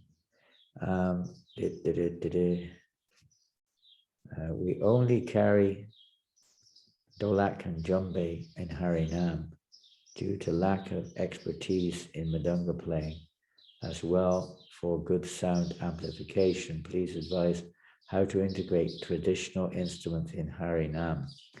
Yeah, well, in some places in the world, I mean, in Africa, they may only have their traditional instruments. It's still time and circumstance. Thank you for this. Time and circumstance, Krishna understands. We go to rock festivals, I don't now, but we used to. And people play guitars, they play any instrument they can get their hands on, even concocted instruments, everything and anything. Accompanying the kirtan, they may not even be singing. Prabhupada did the same thing in Second Avenue. He did the same thing in Hopkins Square Park, San Francisco, anywhere and everywhere. Some of the most beautiful kirtans are accompanied by instruments expertly played. And Prabhupada one time, I don't know, I heard it, maybe the one from Prabhupada, it makes sense that an expertly played guitar is better than an inexpertly played, sitar or any other instrument. Come to that. If it's but it should be played nicely and not in a dominating way or out of beat way or a crazy way. A big egotistical way, because people will come like that. But devotees should cultivate utilizing whatever is at their disposal in a way which is, serving the holy name. And the other side of it is devotees should try to learn how to play the mridanga. Those who are musically inclined, don't waste your whole life on it, but many devotees have a musical inclination. It's not that difficult. One just has to learn from somebody who knows. You can learn by experience, but it's better to learn from somebody who knows. You can teach the basic beats of the mridanga, and you don't need so many beats to play the mridanga. It's not like you have to be a bablu or somebody, who knows, everything you can think of about mridanga playing. But it's just some simple basic beats to keep the time with a kirtan. And if you've got someone in the kirtan who knows plays the basic beats, the lead singer doesn't try to sing in such a way that he changes the beat every 2 mantras. Make it easier too. So it's working together and focusing on the holy name. So learn how to play the mridanga. That's the whole point. And Prabhupada introduced the mridanga with the hope that his followers would learn how to play it. Mridanga and kartals. These are the 2 instruments, the main 2 instruments. Everything else is like an extra supplement. These must be there in general. When they're not available, I mean, I was in Indonesia quite a few times, but I remember one time I went to one place in Indonesia. They had no mridangas at all. They didn't have jumpes, nothing. They were using, these 20, maybe 40, I can't remember, 20, 40-liter water bottles. They were empty water bottles, and they drilled some holes. They had some string at each end around their neck, and they were playing water bottles. That was their mridangas, empty water bottles. You can use them, and you can learn how to play them fairly nicely. At least you can learn how to play them in beat. So according to, if you're in the prison, you won't have a mridanga, that's for sure.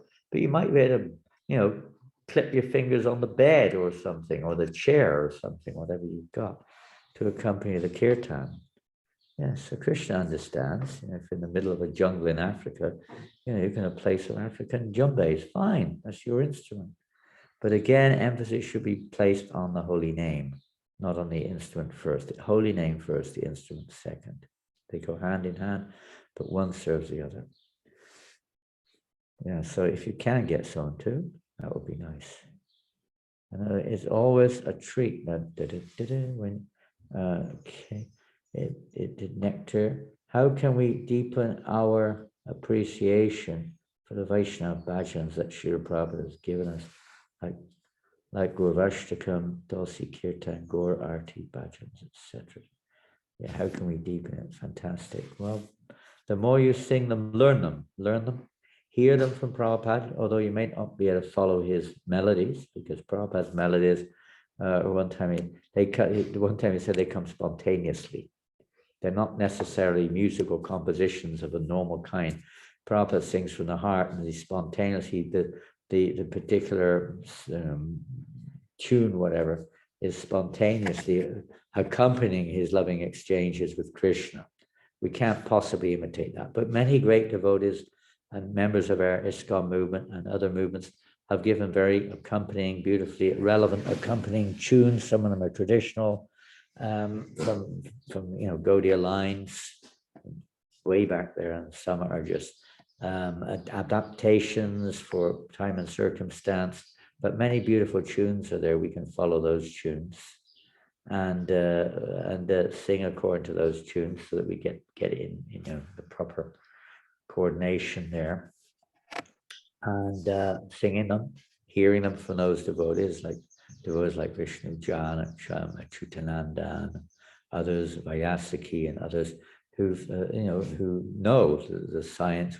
Vyasaki particularly knows, and Achyutananda, they know a lot about the science of Gaudiya bhajan and kirtan, and the various melodies which are of different times of the day. They go into detail. We don't need to go into details, but at least some kind of tune which accompanies and is appropriate for that particular bhajan, and just sing it, learn it, and sing it when you're in the bathroom, sing it when you're on the way to the shop, sing it wherever you go, sing it whenever it's appropriate. Sing, learn them, and sing them. We used to have song classes every day when I joined, 30 minutes a day, every day of the week, except for Sunday, which was a Sunday feast. But 6 days of the week we'd have song class. And in that way we learned some of the songs, and they became like a part of your, when you start sort of whatever, come out kind of automatically sometimes, And then it becomes very nice, very attractive, and sing them together, discuss the meaning. We used to sing them on Harinam when we go on the street. Sometimes we would sing bhajans. Prabhupada approved it. He said we could also sing as Upanishad. We don't do it generally because, for obvious reasons, the Maha Mantra is the mantra everyone's getting to know and hear about, and they can repeat it. You start singing. I mean, the first Harinam I ever went on, the devotees on the street. There was only about 6 of us in the party. Samsara dava nalalita loka tanaya Carana. They sang it on the street, on Harinam, going along the street playing Madanga. I didn't know what they were doing. I had no idea what that. I realized later on that was the Gurvastakam prayer. They were singing it on the street. But that's not what we normally do. It's an exception to the rule.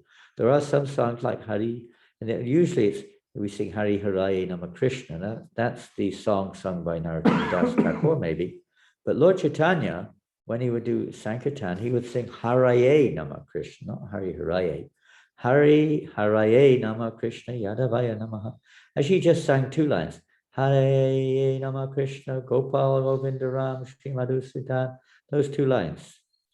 And he said, this is how we perform Sankirtan. So they can also be sung. Prabhupada said they should be sung on the kirtans when we're on Sankirtan. They should also be sung. We sometimes sing Hari Nama Eva Kevalam Kalona Steva Kadiranyata. Maybe not that fast, but we sometimes sing like that. Or Govinda Jaya Jaya, not so much in the West, but in India they sing that a lot on Harinam. Because people know it. And they can sing along with it. The idea is that, of course, we're very pure. Whatever we sing is going to have a purifying effect. But otherwise, it's to get people to also at least hear it, at least remember it or something. And if possible, chant it too. So, But amongst the devotees, try to learn some of these bhajans, especially those sung by the pure devotees, or the more pure devotees. Learn the tunes and sing along. Sometimes Prabhupada sings tunes also which are easier to follow. And sometimes they're coming from another dimension altogether. But sing along. When Prabhupada chants Hare Krishna very simply, usually. And that's great to follow those tunes. We're always looking for new fancy tunes, but don't forget the basic tunes are at least as much, if not more effective than all the fancy tunes. We're not here just to enjoy fancy tunes. That may be attractive to the public, but we're here to actually please Krishna. We're here to actually become attracted to Krishna, not the tunes. Okay, another one. Recently, I got to know about a devotee from Mayapur who was running a Namahata in a village, but then he got paralyzed and now he can't even chant his rounds. How can we understand it? How Krishna allowed his devotee to be unable to perform devotional service. This is amazing because these things are becoming more and more prominent as at this particular time in our movement and the world, not just our movement, but in general, there seems to be something happening here. Is it that Krishna is preparing us for the real test? Death? What can you do at the time of death? Old age often brings this along as well, whether it's paralyzed during our lifetime. I'll give you an example. We have one devotee here in New Mayapur, in France, in the farm at New Mayapur. One of our devotees here has been paralyzed since the age of 12. They were a daughter of two wonderful devotees in France. They got paralyzed in New Zealand, actually, in the Gurukul in Auckland. That's where they were paralyzed. And since the age of 12, now that's going back now, 1992, I think it was. So what's that, about 30 years ago? So they must be in early 40s now. And she, young girl, was paralyzed from head to toe, practically speaking. A little bit of movement came eventually in her hands, just a little bit, but not much. And she, of course, a big blow, you could say. What a blow for a young girl like that. All of her friends around her, you know, oh, how terrible this is, you know, how naturally it is. And everyone's thinking, all the other Gurukul kids, oh, poor so-and-so. And now we look 30 years forward, and she's still there. The parents look after her. She can't walk and never has done since then. She could just move her hands a little bit. Her health is very fragile, very weak. She can't move her legs at all. She can't do anything on her own, literally speaking. She can do a little bit with her hands. She can tap things a little bit and does a little bit with her hands. She can pick things up a little bit with her hands. But otherwise, she's paralyzed. And what does she do? Well, in this case, you're saying this devotee can't chant their rounds. I don't know if they can't speak or there's no sound. I don't know to what extent. And that's like a detailed question. But in general, I'll just give this as an example. This girl has, I don't know if I should say that, but basically financed the purchase of a temple, financed the purchase of a restaurant, financed the repair work of a huge guest house. How on earth has she done that when she's paralyzed down? Because she's one of the best mouth artists in the world. She paints with her mouth and collects huge amounts of royalties on her paintings. And she uses all at Krishna service, every penny, practically. And also she preaches. She can speak and she gives a fantastic class. And she can lead kirtan. Now maybe your devotee friend you're talking about can't do all of that. You don't expect such people to chant 16 rounds, whatever. And now I'm going to quote one personality who's not exactly normally quoted by devotees, at least not favorably, but I quote them favorably. Hopefully Krishna will show some mercy to them.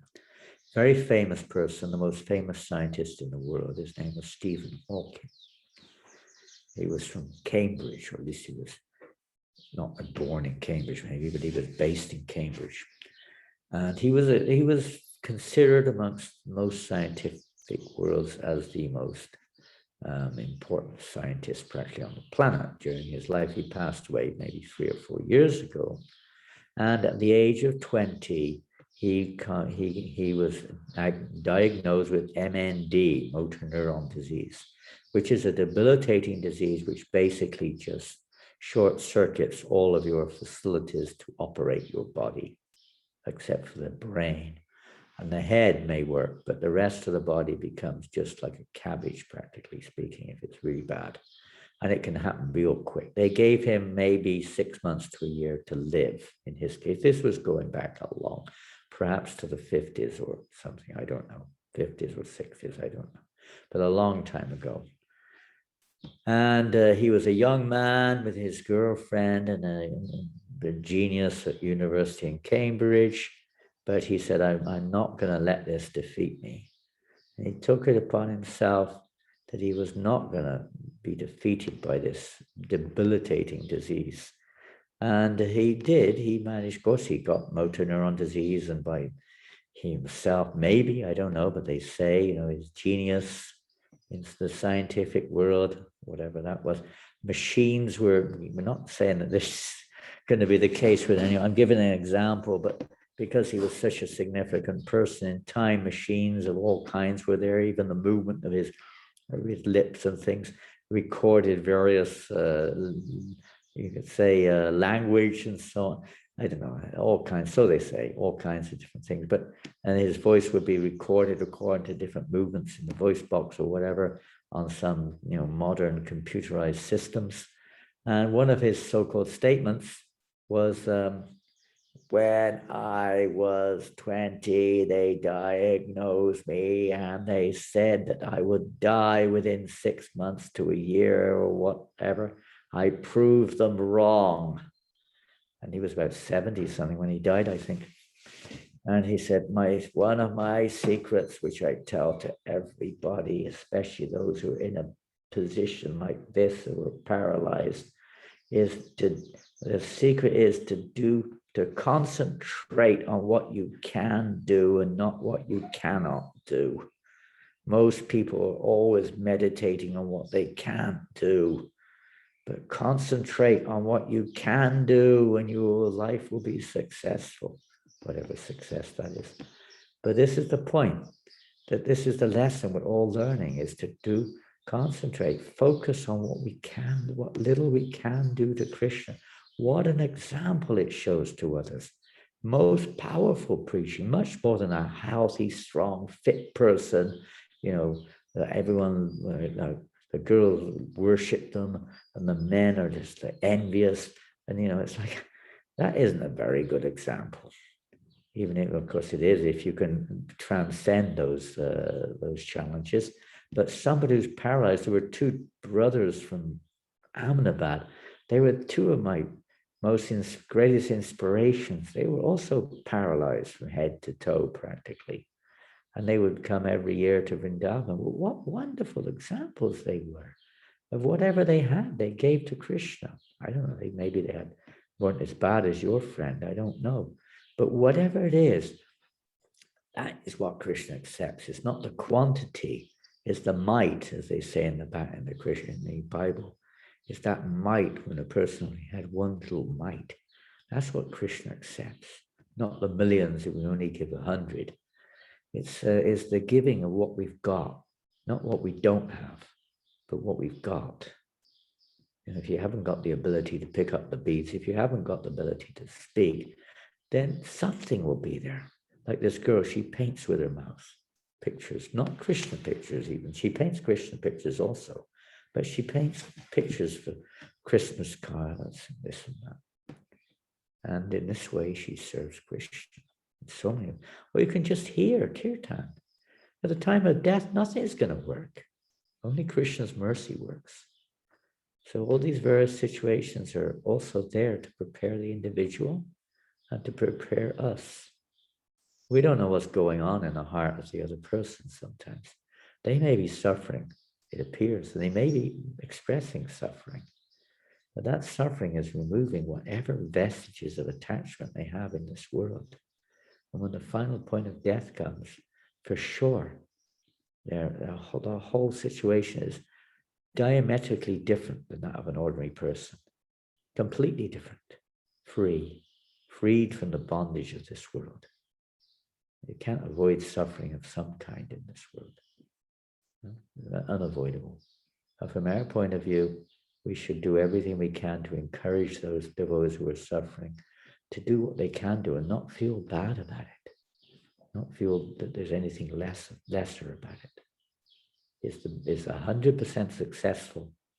Their lives are 100% success if all they can do is just look at pictures of Krishna or just hear about Krishna.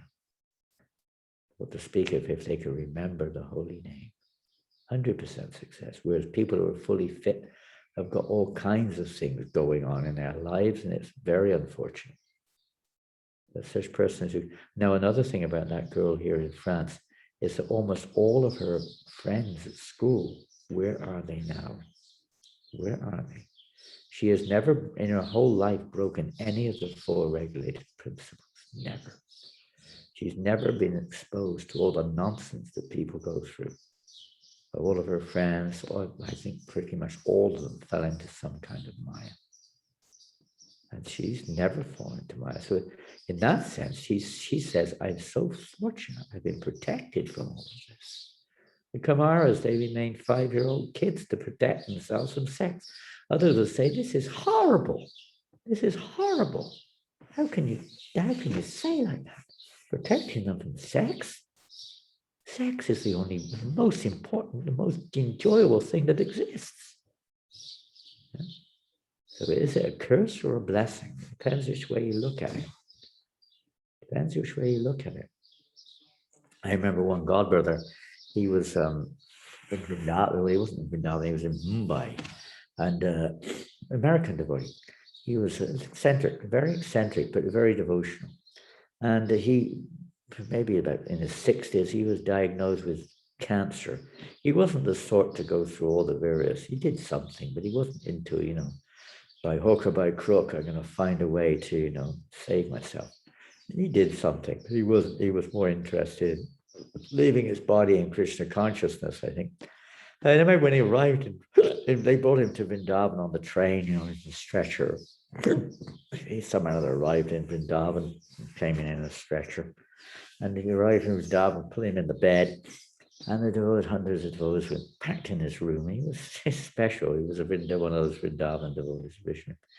And he was there lying on the bed. He was smiling. Everyone else was like wondering, what should I say? I mean, poor fellow, he looked like he's on his last days, which he was.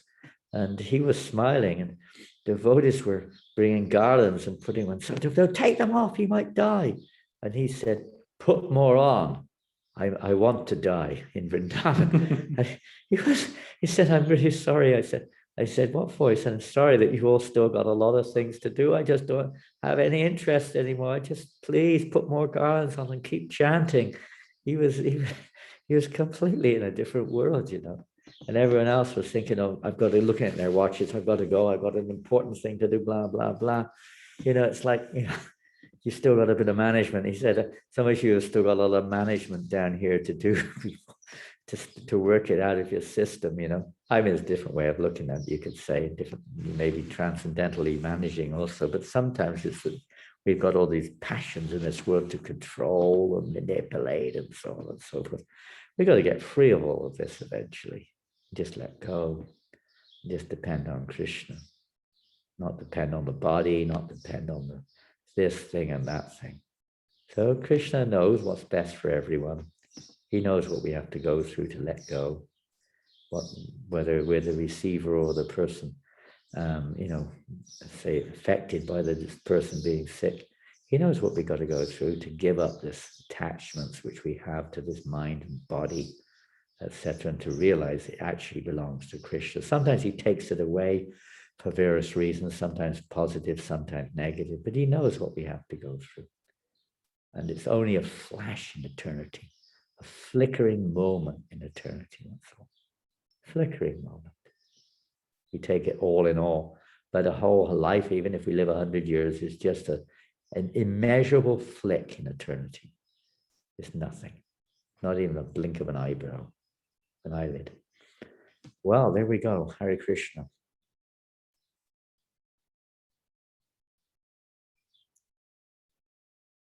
Hare Krishna. I think we've got to finish there. Getting late. We're supposed to go on Harinam today. Let's see if we can make it. We have Agni Dev Prabhu here in New. Well, he's in the city. Like he's here. He's coming tonight in Mayapur. Of Kirtan. The confusion.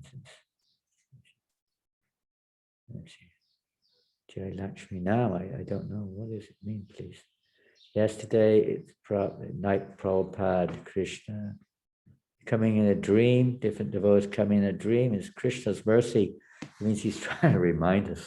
We don't necessarily have to interpret it. It's just a good sign that Krishna is either reminding us because we're forgetting, or he's inspiring us to go forward and be thankful, and not that we become proud to think, oh, now I'm getting advanced. We're dreaming of Krishna. It's Krishna's mercy usually to remind us.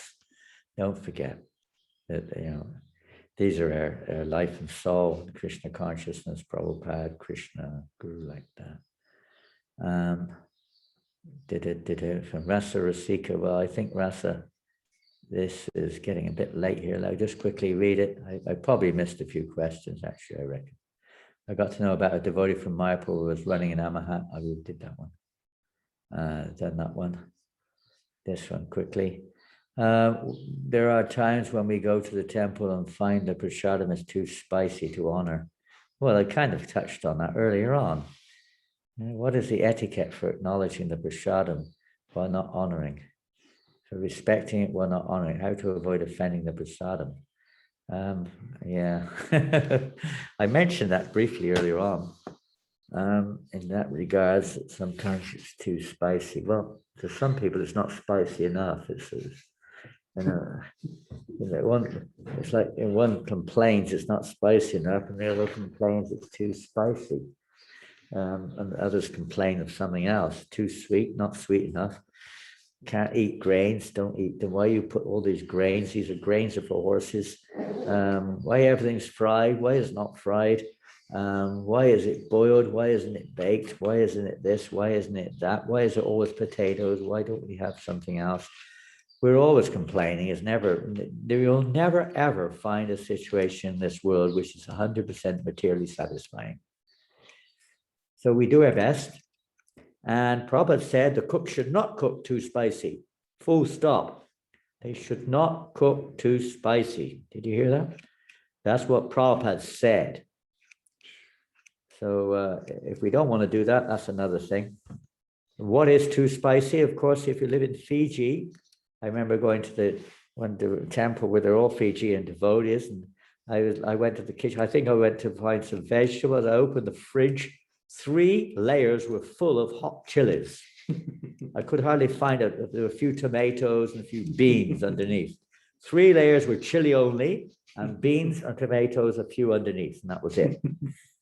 So anyway, some people like chilies. So if you're cooking for people who like chilies, Krishna can eat anything, but still we're offering to Krishna. We're not offering to chili people, chili lovers. So it should be according to the recipes given by the devotees, by those who know from Prabhupada how to cook. Don't speculate like this. The tendency is to speculate according to what I like, according to what you like. Now, when there's a health issue involved, obviously with children and health and things like that, and pregnant ladies, there has to be some common sense here. And you may have to make a separate arrangement. We have vegans. A new fad has come into the world called veganism. And so many people are vegans. And the devotees, I don't know how a devotee can personally be a vegan, because the milk, of course, you can justify it from moralistic principles, but that's another story, another pastime. We won't get into that. But in principle, the devotee cannot be a vegan, because the most important thing to offer to Krishna is milk products. What type of milk products is another thing. The Krishna likes milk more than anything else put together. And devotees, Prabhupada said over and over again how important milk products were in devotional service. How can you do abhishek? What do you use? Soya milk? I don't know what you use when you do your abhisheks. Milkshakes, whatever it is. That's so important. But of course, there's a big story behind that. And that's another topic altogether. But in principle, it's important. But a lot of us don't do that or whatever. Okay, so we have to cater for vegans now, people, vegans. So many different things. Why? What's the point? To fill the belly? That's not the point. Of course, the point is to keep fit and healthy so we can render service. So if eating chilies disturbs or you can't eat at all, then don't do it. And the devotee should understand it shouldn't be so spicy, because Prabhupada said it shouldn't be. It shouldn't be. And if devotees want spicy food, just have a tray of chilies. I know in Malaysia, the dal is so spicy. So not always, but the tendency of some devotees is to cook it so spicy. It's like you have to, there's just red chilies floating on the top of the dal sometimes. They're improving. But then they have chilies on the side as well, fresh ones. You have a plate of fresh chilies there if it's not spicy enough. Because you can't take the chilies out once they're in. It's like salt. Don't put too much in. Learn how to cook properly. It's the same with Madanga. Learn how to do it properly, and Krishna will be pleased. And if it's too spicy for somebody, You can moderate maybe some part, not with any spice or something. Be conscious. But generally speaking, if you cook properly, you won't find it too spicy unless you've got some health issues. And for that reason, you may have to take something without spices at all. But in general, 99% of the problem is because we're not cooking properly. We're speculating. Try to cook properly, the proper formula, the proper balance. Not too much, not too little. And you can't take it out very easily once it's in there. There is a science of balancing it up, even if there's too much. But that's another thing. But try to do it properly in the first place. It's not fair. It's not pleasing to Krishna. It's not fair on the devotees just because I like spices. Therefore, everyone else has to have spices. Spices are fine. Spices can be very good for your health, but it has to be the proper balance. Proper balance, and cook properly too. Try to learn how to cook. Not so difficult. It's pleasing, it's joyful, especially when you're young. Okay, all right, I'm going to finish there. Srila Prabhupada ki jai. Contra Srila Bhagavad, we didn't do the Bhagavatam today. Srila Bhakti Vinod Thakur ki jai. Gaur Premanandi, thank you all very much. Hare Krishna, Hare Krishna. This is wherever, day and night, wherever you are. Haribol. Where have you all gone? Oh, there you are. So we have a little quick kirtan to finish off, and all the best to everyone. Keep chanting no matter what. There's so many details. There's always going to be differences. There's always going to be somebody who likes it, somebody who doesn't like. So the question of Rasika there about honoring. Okay, you may not eat it, but you don't disrespect it. You don't shout about it there and then. You later on just kindly discuss, you can't take spices. Can you please keep that into consideration? But it's the temple manager should keep an eye on these things and make sure it's not too spicy in the first place. And or the head cook, whoever it is. And if the devotees find it's too spicy, then in a humble way, in a respectful way, they can mention it in a very kind way. And if nothing changes, the temple president and the head cook are determined to keep making the spices, what can you do? You just have to prepare something else. You can't burn your stomach to shreds or kill yourself over it. But, to do one man's meat is another man's poison, you could say. But if it's offered very, very, whatever it is, the Pujari offers it nicely. I can't just help but going back to Prabhupada, it shouldn't be too spicy in the first place. Whether Krishna accepts it's another thing. But at least the Pujaris and others, they should try to offer it nicely to the deities. We may honor it in the sense of respecting it. If this is what pleases you, Krishna, I'm very happy. I'm just very sorry that my fallen condition, I can't honor this prasadam the way I should do, and I'm going to have to eat something else. Sorry. Hare Krishna. Okay, we'll go on. Hare Krishna, everyone. All glories to all of you. Hare Krishna, Hare Krishna, Hare Krishna, Hare Krishna, Krishna Krishna, Hare Hare, Hare Rama, Hare Rama, Rama Rama, Hare Hare, Hare Krishna, Hare Krishna, Krishna Krishna, Hare Hare,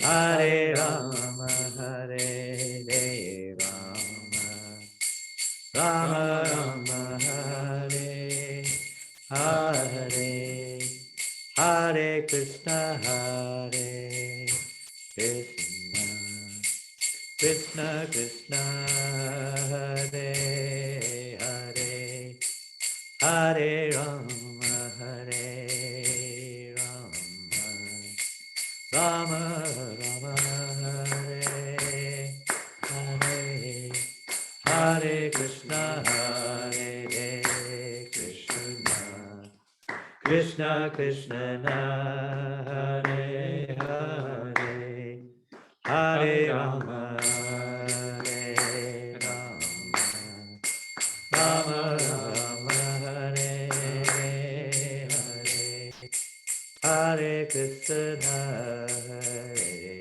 Krishna, Krishna Krishna, Hare Hare, Hare Rama, Hare Rama, Rama Rama, Hare Hare, Hare Krishna, Hare Krishna, Krishna Krishna, Hare Hare, Hare Rama, Hare Rama, Rama Rama, Hare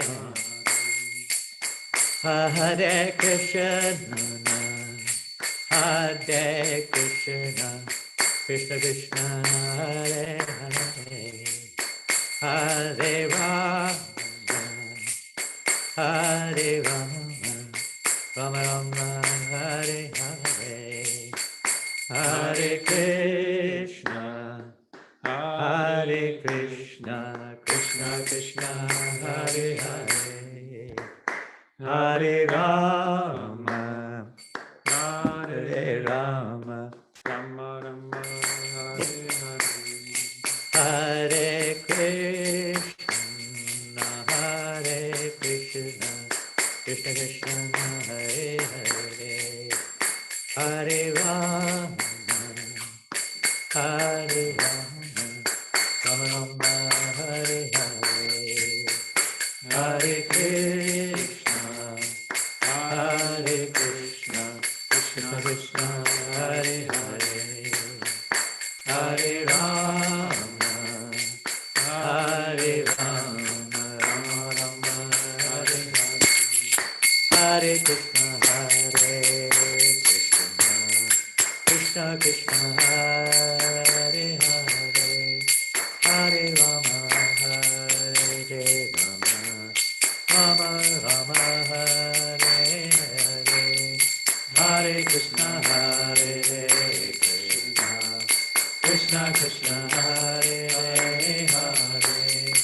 Hare Rama, Hare Rama,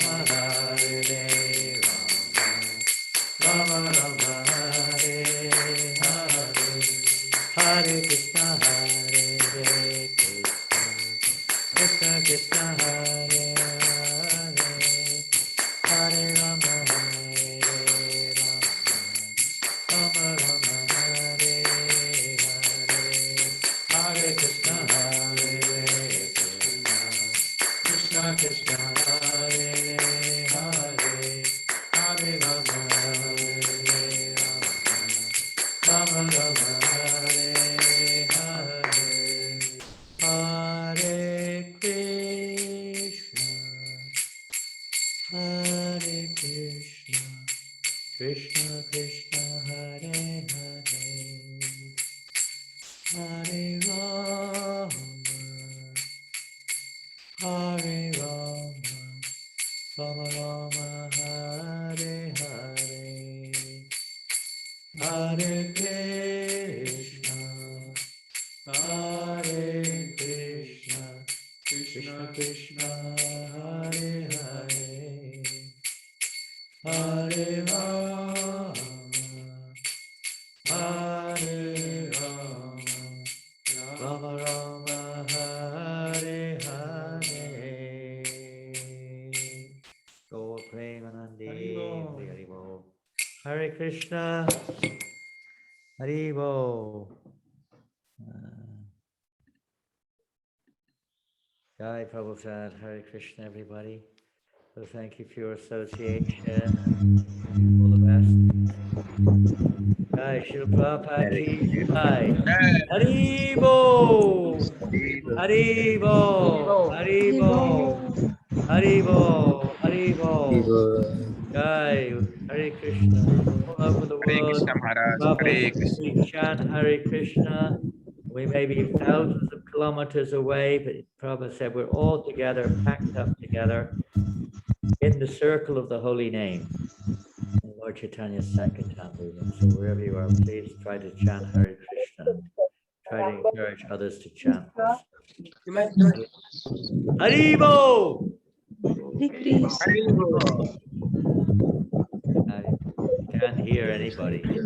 Nobody's Hare there Krishna, anymore. You've all Gurudev. gone. Haribo!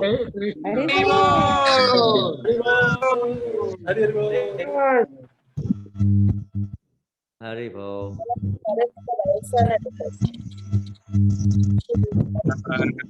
Hare